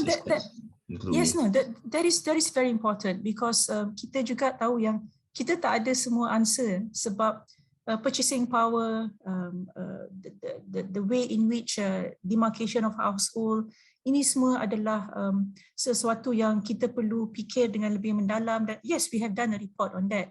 Tetapi dengan adanya pandemik, keadaan sudah berubah. Jadi most probably we'll be coming out with a report insyaAllah next year. So let's look into that, the financialization of kehidupan kita mungkin. Seterusnya, in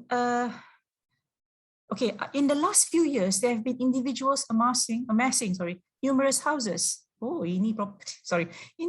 Is not this messing up with the distribution of housing to those who need a house? There are property gurus promoting this without any control. Your views. Okay, ini saya jawab.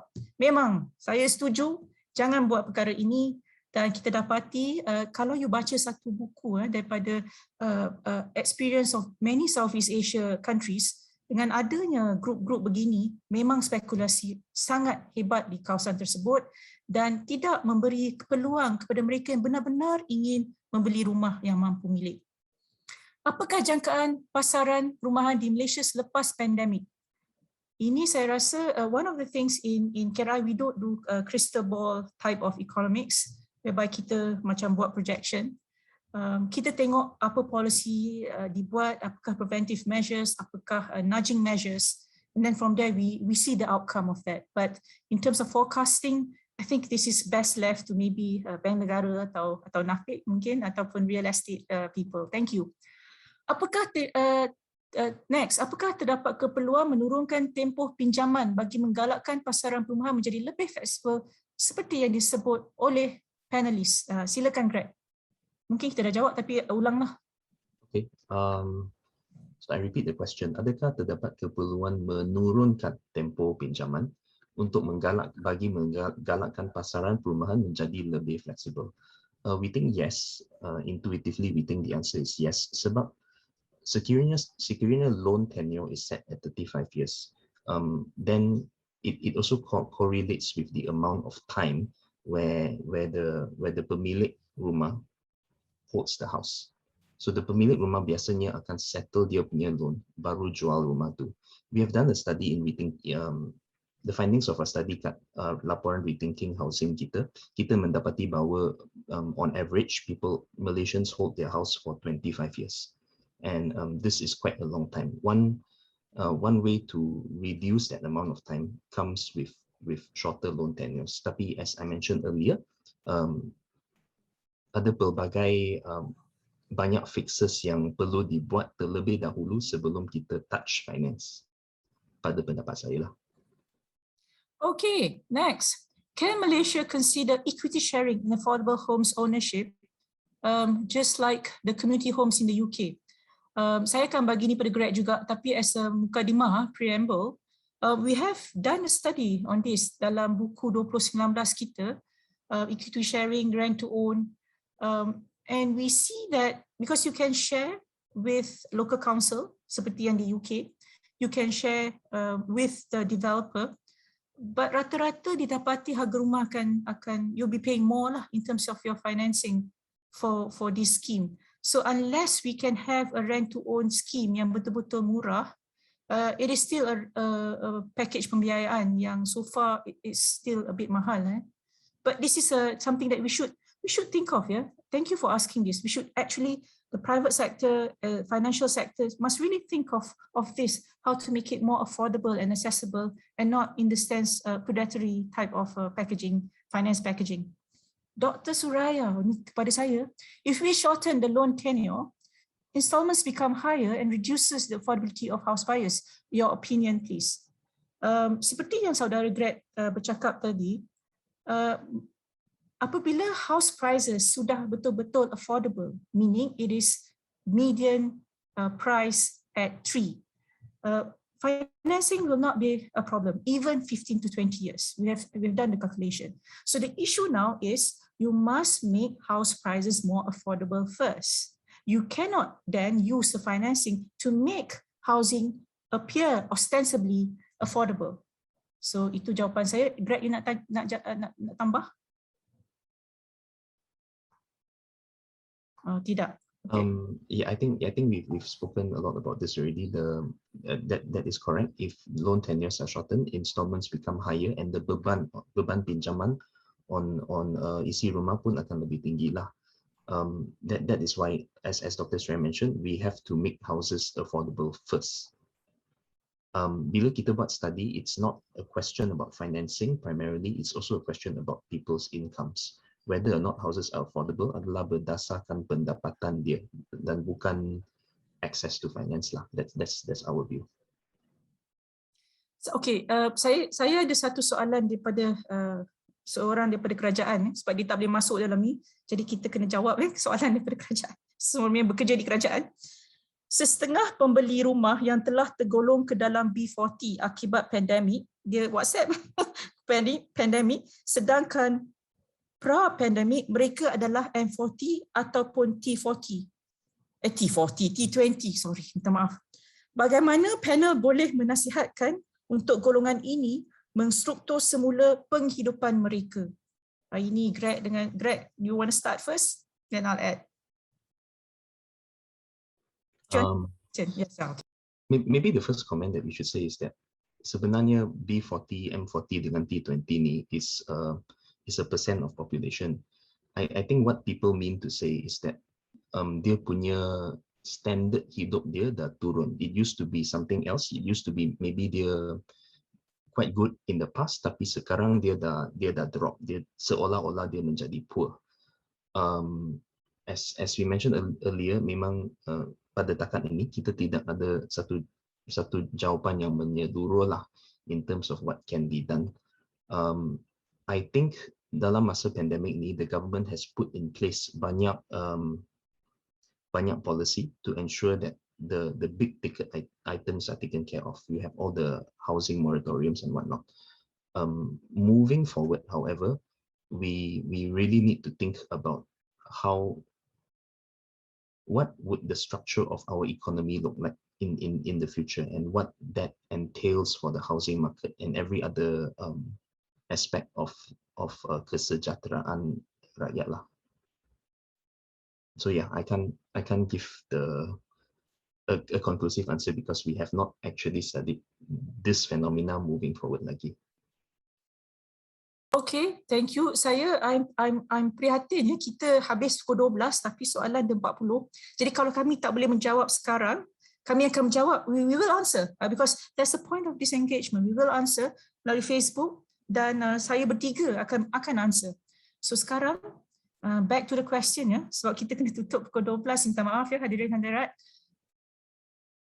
Di Malaysia kerajaan kita gemar untuk membantu the business.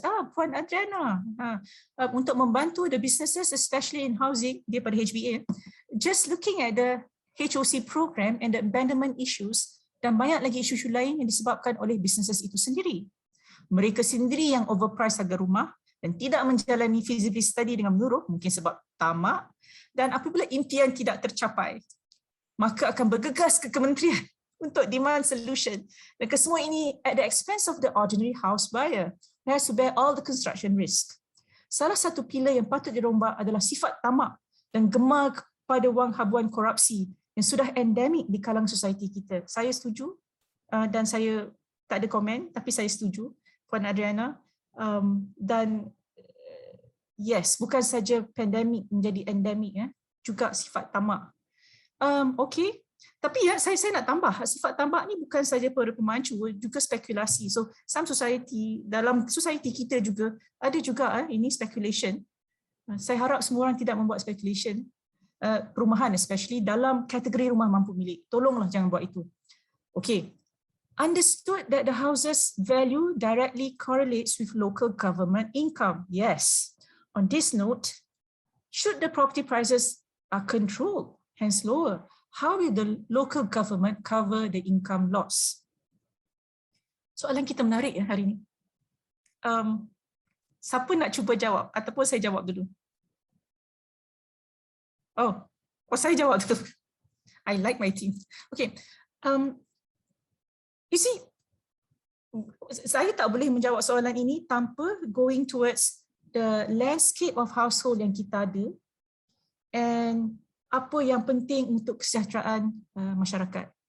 So kalau kita, kalau puan atau tuan membaca demarcation report yang dibuat oleh Puan Hawati, saudara Greg dan saya pada tahun 2019, kita dapati bahawa only 30% daripada keluarga yang mampu untuk tidak mempunyai masalah dalam dia punya financial kehidupan setiap hari. Makna dia boleh pergi untuk for a vacation without thinking twice. Padahal mereka yang 70% dari segi expenditure tidak boleh, even kalau tayar pecah satu hari, dia akan go to financial problems. So this is the landscape of rakyat kita. If this is the landscape of rakyat kita, kenapa pula sektor perumahan ni tidak mencerminkan landscape rakyat kita? Then we are going for developed country status. Here we are saying GDP wah besar dan segala macam, but the wealth of the GDP normally in most countries is shared by the housing punya provision. And yet we don't feel that. Kita tak rasa bahawasanya dengan GDP yang makin naik, kita mampu membeli rumah yang decent quality. That's why we always go back to decent quality, mencukupi, sesuai. So mungkin ada baiknya jika pasaran ini, pasaran bebas dibuat supaya rumah punya harga are responsive to the effective wages of penduduk. Maka local council might have to find other ways of making revenues. At the same time, kita juga ada satu prinsip ekonomi yang saya rasa mungkin kita terlupa, that the more people buy houses and more vibrant our pasaran perumahan, it will then be better for local council. So this is very important, the property ladder. So as I mentioned before, the price is not the only thing that we should look at. It's all the pillars that makes this pasaran more thriving, and then you can tax us and bayar segala macam. Yes. Next, daripada UM. Terima kasih Dr. Suraya dan semua panel. Kajian kami menunjukkan terdapat housing stress di kalangan penyewa di dalam sektor pasaran private renting. Ada yang diambang pengurusan, ada juga telah diusir. I'm so sorry about this. Tiada moratorium diberi kepada golongan ini. Oh, ini the sandwich group lah. Tiada juga eviction moratorium kerana tiada juga Residential Tenancy Act. Apakah pendapat KRI kaedah terbaik untuk membantu golongan penyewa B40 and lower M40 di dalam sektor pasaran? Mungkin saya jawab ini terus. Seperti yang kita lihat dalam penyelesaian just now, there is no registry. The people don't, this group yang you cakap ni, bagus you buat this study, Puan Ainuriza. This is very important for the country. So how best do we address the concerns of this group? So salah satu cara adalah melalui a bottoms up approach, di mana mereka pergi kepada state atau federal untuk mengatakan this is the rental areas that we have. Mungkin dah 20,000. How on earth am I going to pay this 20,000? And then if not, I'll be evicted. So what we can do is, if we all agree, we can beritahu kerajaan, mungkin MOF, mungkin KPKT, untuk memastikan bahawa ada sedikit dana untuk memastikan mereka, yang menunjukkan mereka benar-benar telah akan diusir, akan diberi some cash relief supaya perkara ini tidak berlaku. And I think your kajian akan menjadi satu evidence yang sangat baik untuk dijadikan polisi untuk membagi bantuan relief. I suggest your team go and see mereka yang berkuasa ini untuk membuat ini. I think it's very important to do this. Next. Apakah langkah pencegahan yang dilakukan untuk memberi amaran kepada pemaju yang melakukan kesalahan ulang dari segi penggunaan material yang tidak berkualiti? Saya tahu terdapat senarai pemaju yang disenarai hitam di atas kesalahan mereka, blacklisted. Namun setelah saman diselesaikan, nama-nama mereka tidak lagi dalam senarai tersebut, seolah-olah tiada kesalahan yang sedang dilakukan. Apakah langkah-langkah yang boleh dilakukan untuk customer sedar tentang rekod pemaju-pemaju tersebut? This is a perennial question. Memang perennial problem and perennial question. System delivery of housing in our country needs to be better.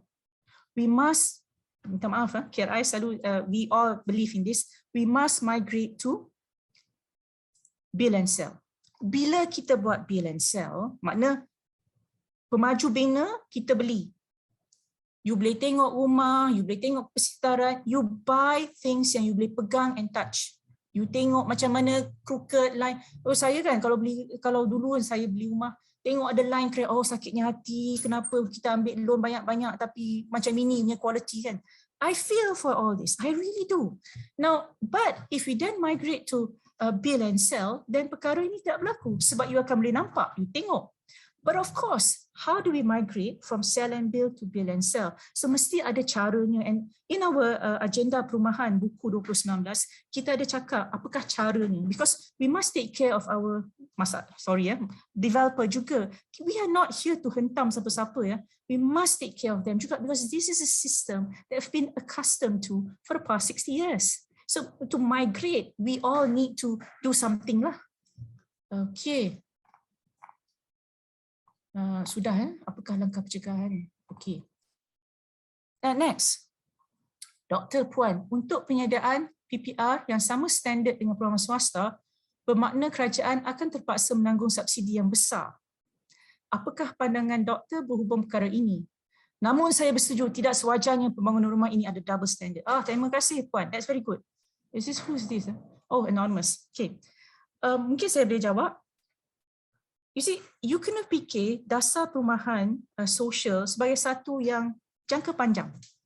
When it's jangka panjang, it has to be in such a way that to begin with, your design and your product is good, berkualiti tinggi. Then after that, kuranglah maintenance-nya. Of course, we have vandalism. Betul, granted, given. But with a better living condition, what we call positive living condition, because what are we trying to achieve with our perumahan policy, social policy? We are trying to make sure that families have a platform untuk perbaiki diri. We are trying to make sure that this is a platform for social mobility. So daripada kita terpaksa, see, let's do a trade-off.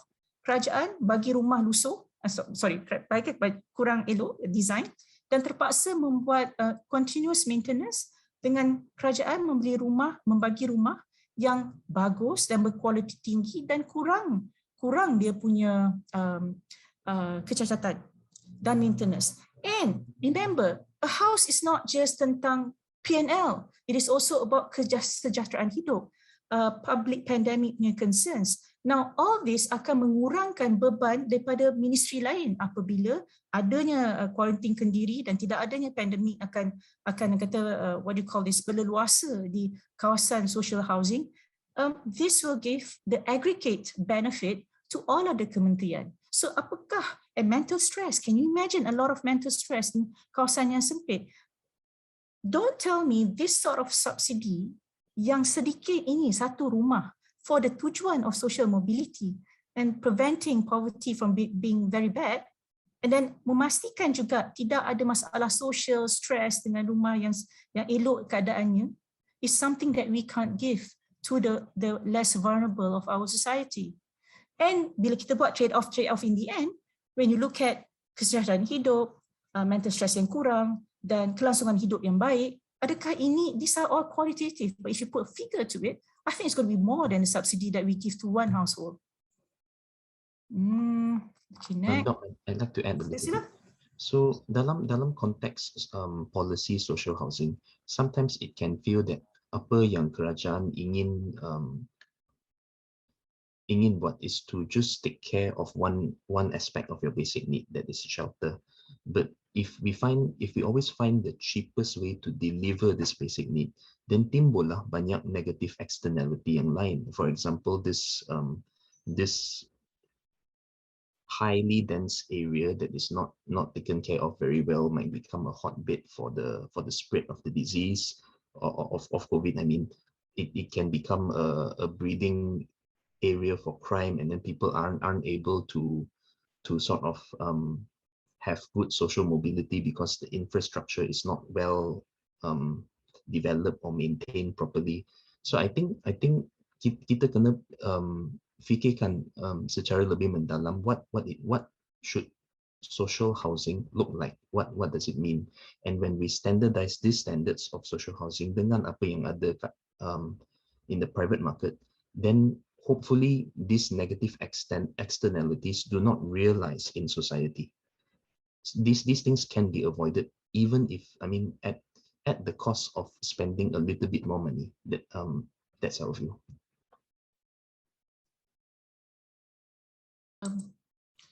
Okay, kita ada 42 soalan dan kita perlu tapi kita ada 20 minit.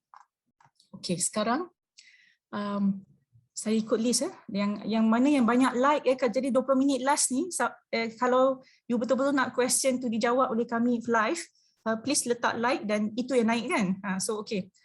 So this one, regarding government intervention to address overhang, by right government should not be spending taxpayers' funds or reduce government income by exempting developers of certain transactional costs in making their sales.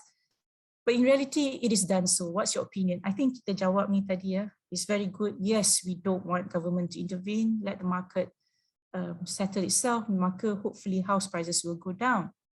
2, the need for feasibility is undoubtedly true lah, but more emphasis should be on the need for independently commissioned feasibility study by qualified professionals. So impartiality is a concern, especially when developers commission them rather than bank financiers, especially or local authorities. The banks don't want to bear the cost, but it is costing the country indirectly, and shareholders, of which many of us are, through our retirement fund managers, savings and unit trust investment. Project financing should be a key control gateway. Key control gateway for market decoupled projects. Do you think BNM should make it requirement? I think this person should work for us. Very good, very good. We actually believe this, and yeah, betul. Feasibility study is done by the same agent lah. So we have a case of basically someone who works for the developer who does the feasibility study. Betul. So this has its own indirect costs. I think we agree with this. And do you think Bank Negara Malaysia should make it requirement? Ini kita kena tanya Bank Negara Malaysia lah. But we will bring this to Bank Negara Malaysia. Yes, we will do some reports on this as well. But thank you for this comment. I think we support this. I'd like to add a little bit as well to this. In rethinking housing, we also highlighted the need for the local governments to also do their study. So on the one hand, you have an independently commissioned feasibility study, but on the other hand, you also have some fact-checking exercise on the part of the local government to tell whether a certain development is good for the place or not. And I think to my knowledge, the government is putting in place a centralized database to empower local governments to be able to do this. Okay. Loan rumah Puan Adriana, HBA, loan rumah di negara luar tempoh singkat adalah sebab faedah yang dikenakan rendah. Apakah yang membezakan tempoh pinjaman yang singkat di luar negara? Mungkin Greg, I think you dah jawab ni, but do you want to answer again? Tadi dah jawab dah. Yes, sudah jawab. Okay, next. Mungkin lukratif bisnes juga untuk kaki tangan kerajaan dan local authority yang juga menerima habuan. One of the pillar of housing is corruption. I read. Lower interest rates perhaps, but the loan tenure is still up 30 years. Mungkin, Greg, would you want to go answer this? Thank you.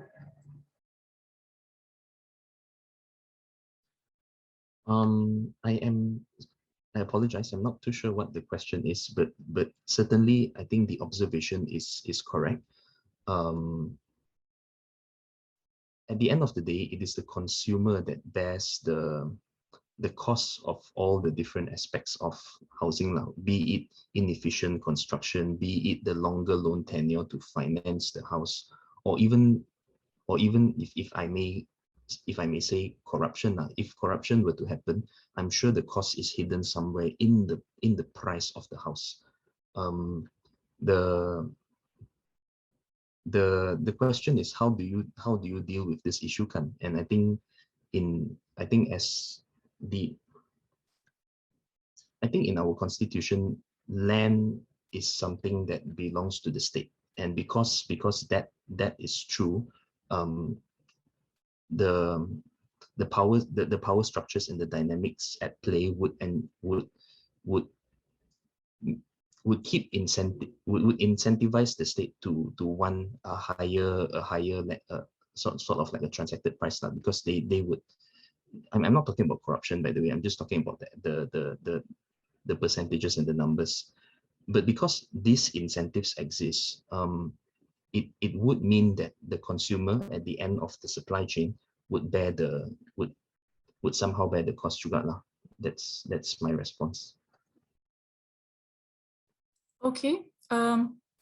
There's this one. Many developers claim that housing policy requirements ataupun policy are the main drivers that jack up the development costs. So is it possible if the government ease requirements, the development cost will be lower, hence lower the selling price? What's your opinion on this? If I may start first, and then maybe my colleagues can continue.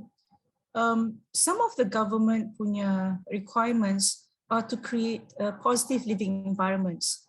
Makna if you want to build a condo, katapun rumah with 3,000 or maybe high density units, you have to look into what exactly are you doing to the surrounding environment? Are you creating more congestion? Are the road systems sufficient for your development? So these are some of the issues that the government would have to look into because they are protecting societal's well-being. Itu satu. Sebab banyak benda ya government kena buat when they approve a development. Number two, ada juga suara-suara yang mengatakan the contribution of the major utilities are increasing the prices. But if you look at our agenda perumahan yang kita buat daripada 2019, where we went to each state and tried to look at the contribution cost as percentage of the gross development cost, it was 1 to 2% sahaja. So unless someone tell us that it's more than that, that's something we can have a look lah. Anybody wants to add to that? I just want to add shortly. Macam tadi kan awal-awal Greg ceritakan pasal keperluan perumahan teras kan, dan apabila kita tengok sama ada rumah tu bagus ke tak untuk isi rumah, kita tak boleh tengok hanya daripada sudut harga. Maksudnya macam kalau kita letak pada harga, asalkan harga murah, maka rumah tu bagus. Jadi tak boleh lah macam tu. Jadi kita kena memastikan bahawa rumah ni menepati kesesuaian, stability and adequacy of isi rumah tu. Jadi macam development cost semua ni bersebab. Bukanlah maksudnya macam sengaja government letakkan penalty kepada pemaju untuk memastikan diorang kena meet requirement ni, tapi adalah untuk memastikan rumah-rumah ni dibina supaya standard dia sesuai untuk keperluan isi rumah. Saya berhenti situ. My view on this is that maybe mungkin ada some administration or some cost that is, I mean, some drivers that jack up development costs. But let's just assume for a moment that you just take this off your balance sheet. Is it still the case that the per unit housing, the production costs per unit of housing savings too banyak? I don't think so. I don't think that these are the drivers of development costs. I think if anything, I think it's because we have not modernized the construction techniques. That is why the per unit production for housing is, I mean, in this country might be higher lah. Okay. Terkini kerajaan ada mengumumkan, minta maaf ada construction work kat belakang, sorry. Ada mengumumkan untuk melaksanakan kembali the Malaysian My Second Home Program, MM2H. Membuka peluang kepada warga asing membeli rumah di Malaysia, sedangkan pada masa yang sama rakyat tempatan masih bergelut untuk memiliki sebuah rumah yang dianggap mampu milik. Mohon pandangan ahli panel. I think Marjan, if you want. Yang pasal Malaysia My Second Home Program ni, mungkin saya cerita sikit lah untuk yang tak tahu. Macam dia adalah program untuk warga asing yang kalau dia nak duduk, dia nak jadikan Malaysia sebagai rumah kedua, ada beberapa insentif lah yang diberikan kerajaan. Antara insentifnya, tapi insentif ni bukannya sekata, dan insentif ni berbeza mengikut negeri. So katakanlah kalau macam contoh, saya tak ingat exact dia punya detail dia, tapi satu negeri ni kalau warga asing nak beli, dia kena beli rumah minimum 1 juta. Tapi melalui program My Home ni, mungkin dia kena beli minimum 800,000 contoh. So ada perbezaan lah di situ mengikut negeri.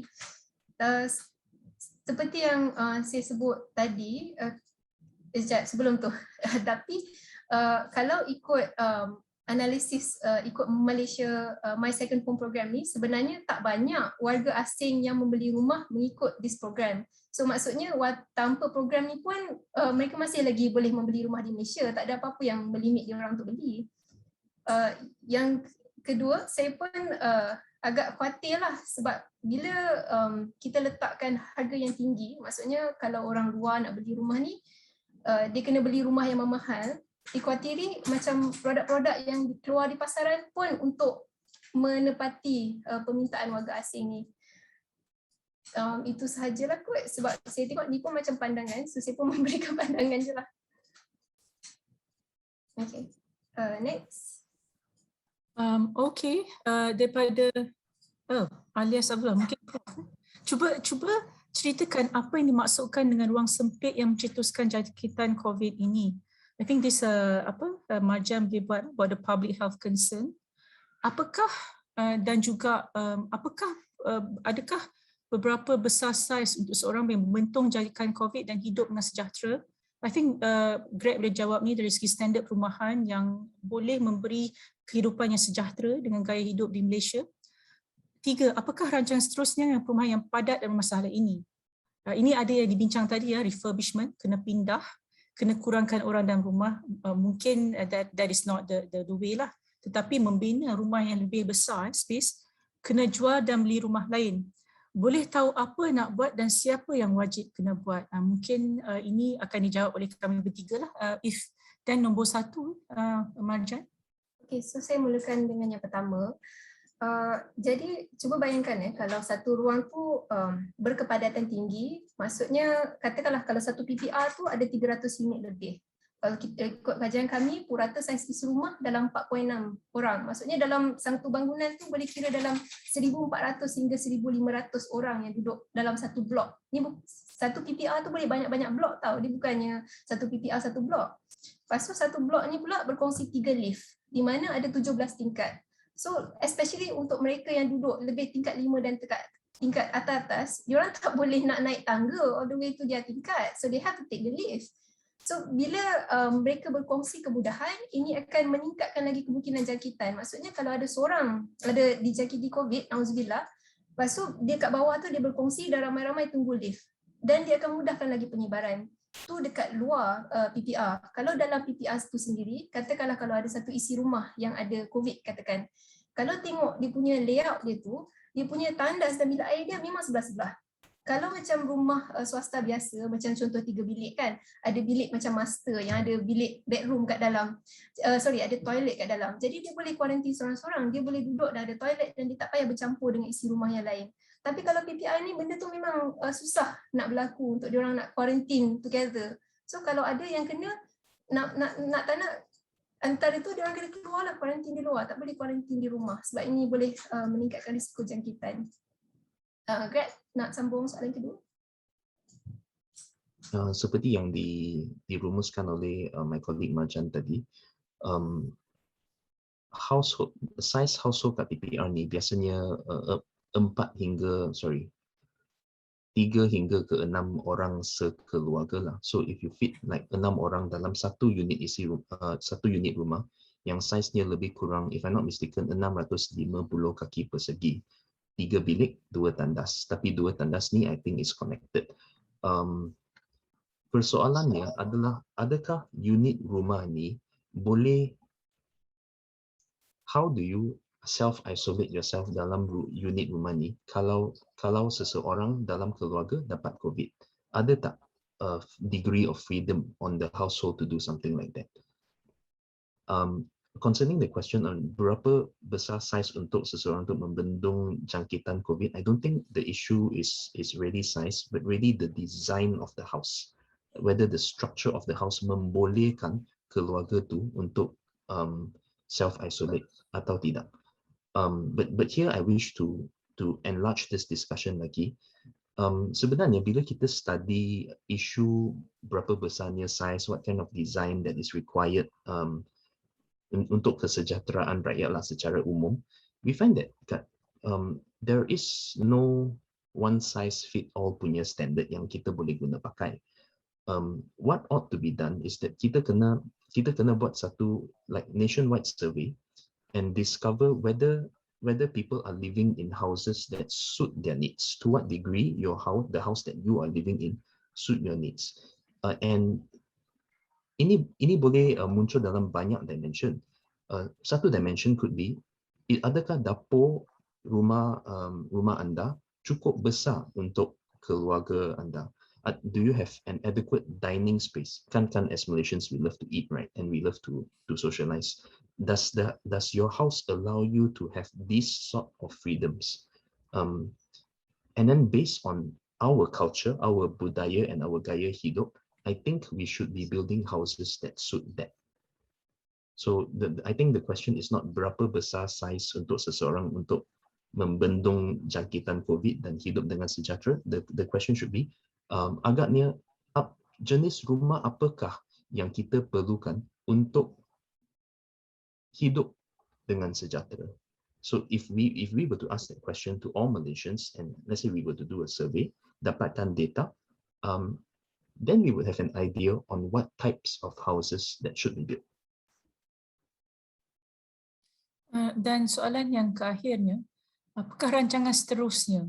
So kami di KRI memang sedang membuat kajian dan memberi mungkin cadangan lah. Tak semestinya ianya akan diterima oleh pemaju ataupun kerajaan, supaya perumahan yang padat, perumahan yang sempit dan perumahan yang tidak sejahtera, tidak berkualiti, tidak dibina di Malaysia. Ini adalah salah satu saranan yang kita sentiasa memberi kepada kerajaan dan juga pemaju. Kerana bagi kami, as we go further into a developed country, people must feel that they too enjoy this positive development. So the well-being of the rakyat, the well-being of isi rumah mesti diambil kira. Dan salah satu caranya ialah perumahan yang decent lah, yang berpadutan dengan harga. Kita tak nak a big mansion, no, bukan. What we want is a decent housing quality. Now, jika sebelum ini perkara ini tidak berlaku, maka tidak semestinya perkara ini patut berlarutan. Jadi, malang sekali mungkin sebelum ini tidak dibuat, tetapi sekarang apabila lebih orang mengetahui tentang pentingnya mengadakan satu standard yang melihat kepada kesejahteraan penduduk, maka industri ini akan membina rumah that delights the penduduk, that gives satisfaction to the penduduk. So ini adalah satu saranan kami dan kami harap pihak profesional in the built environment, kerajaan, pemaju juga akan mengambil kira parameter ini apabila mereka membuat perumahan di dalam city or a town. Saya rasa kita ada masa untuk satu saja soalan sebab lagi 5 minit. Jadi saya mungkin paling bertuah mungkin satulah. Mungkin ni Malaysia Tiong. As you mentioned in your presentation, sebab dia yang atas minta maaf. Many houses are not being built according to demand. And we are still seeing a glut in high-end properties. Is it feasible to impose punitive action on developers that continue to build high-end homes? Example, higher tax. Oh, ini garang dah ni. Okay, si Marjan and Greg, I leave it to you lah. Then I'll do the closing. Wow, okay. So, jadi kalau developer buat rumah yang mahal kemudian tak terjual, adakah kita patut mengenakan cukai yang tinggi? So antara biasanya kalau orang kata letak cukai ni, orang merujuk kepada apa tu cukai, I can't remember the term. Jadi maksudnya rumah tu tak diduduki, so unoccupied punya housing. Vacancy tax. Sorry, apa dia? Vacancy tax. Yes, vacancy tax. Maksudnya rumah yang rumah dijual tapi tak sudah dibeli and then dia tak duduk. But then there's also what we call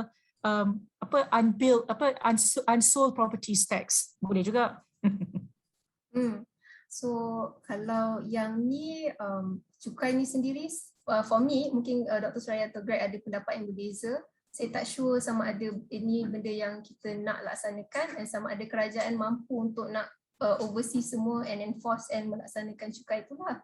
But I do believe that kalau bila tak terjual ni, then government tak perlu nak membantu. Maksudnya macam government tak perlu campur tangan dan tolong menjual untuk pihak developer. Maksudnya apabila produk ni tak terjual, maka mereka lah menanggung kesannya. Kiranya macam mereka dah membuat projek ni dan mereka sendiri decide untuk meletakkan harga ni dan tidak terjual. Jadi logiknya kalau produk awak tak diingini orang, dan turunkan harga. Saya berhenti di situ. Saya bersetuju dengan kolik saya Marjan. Pada pendapat saya, yes, a vacancy tax mungkin akan act as a disincentive on the part of the developer supaya dia boleh jualkan harga stok dia pada harga yang lebih murah. Akan tetapi we don't know what ada kesan tidak langsung daripada membuat perkara seperti ini.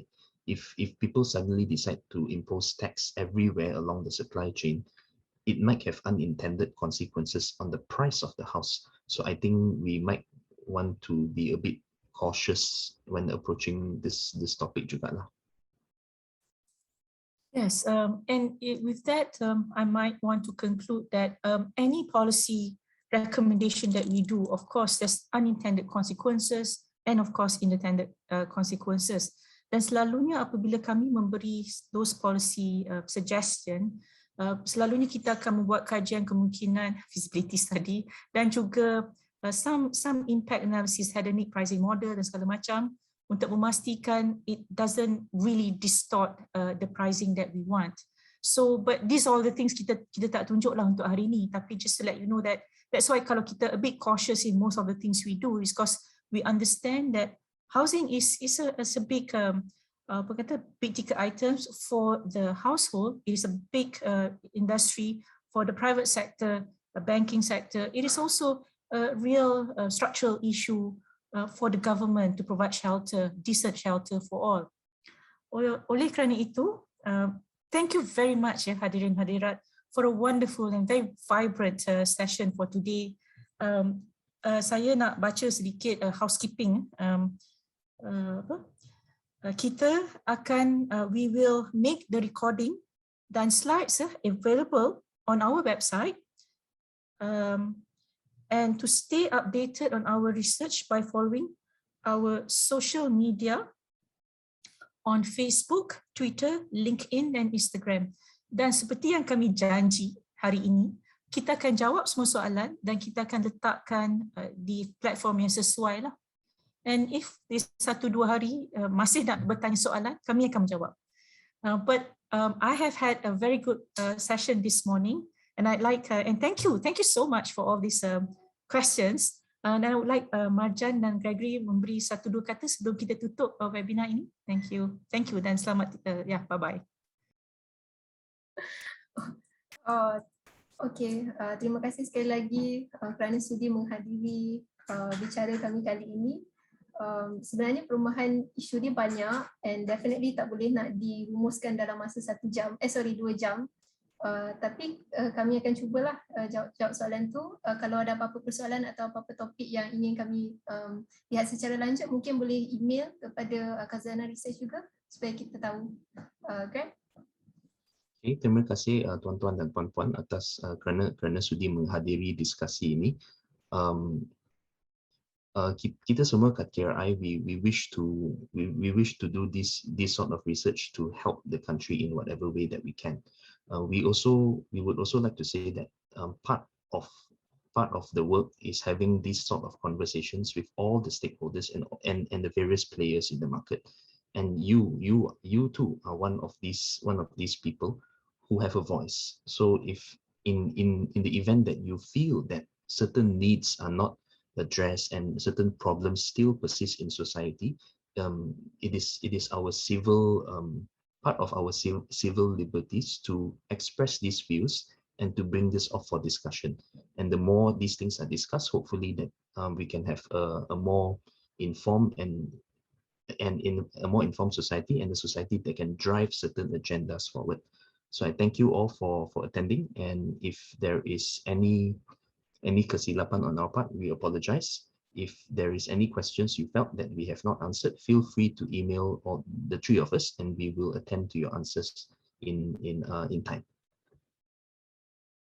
Thank you.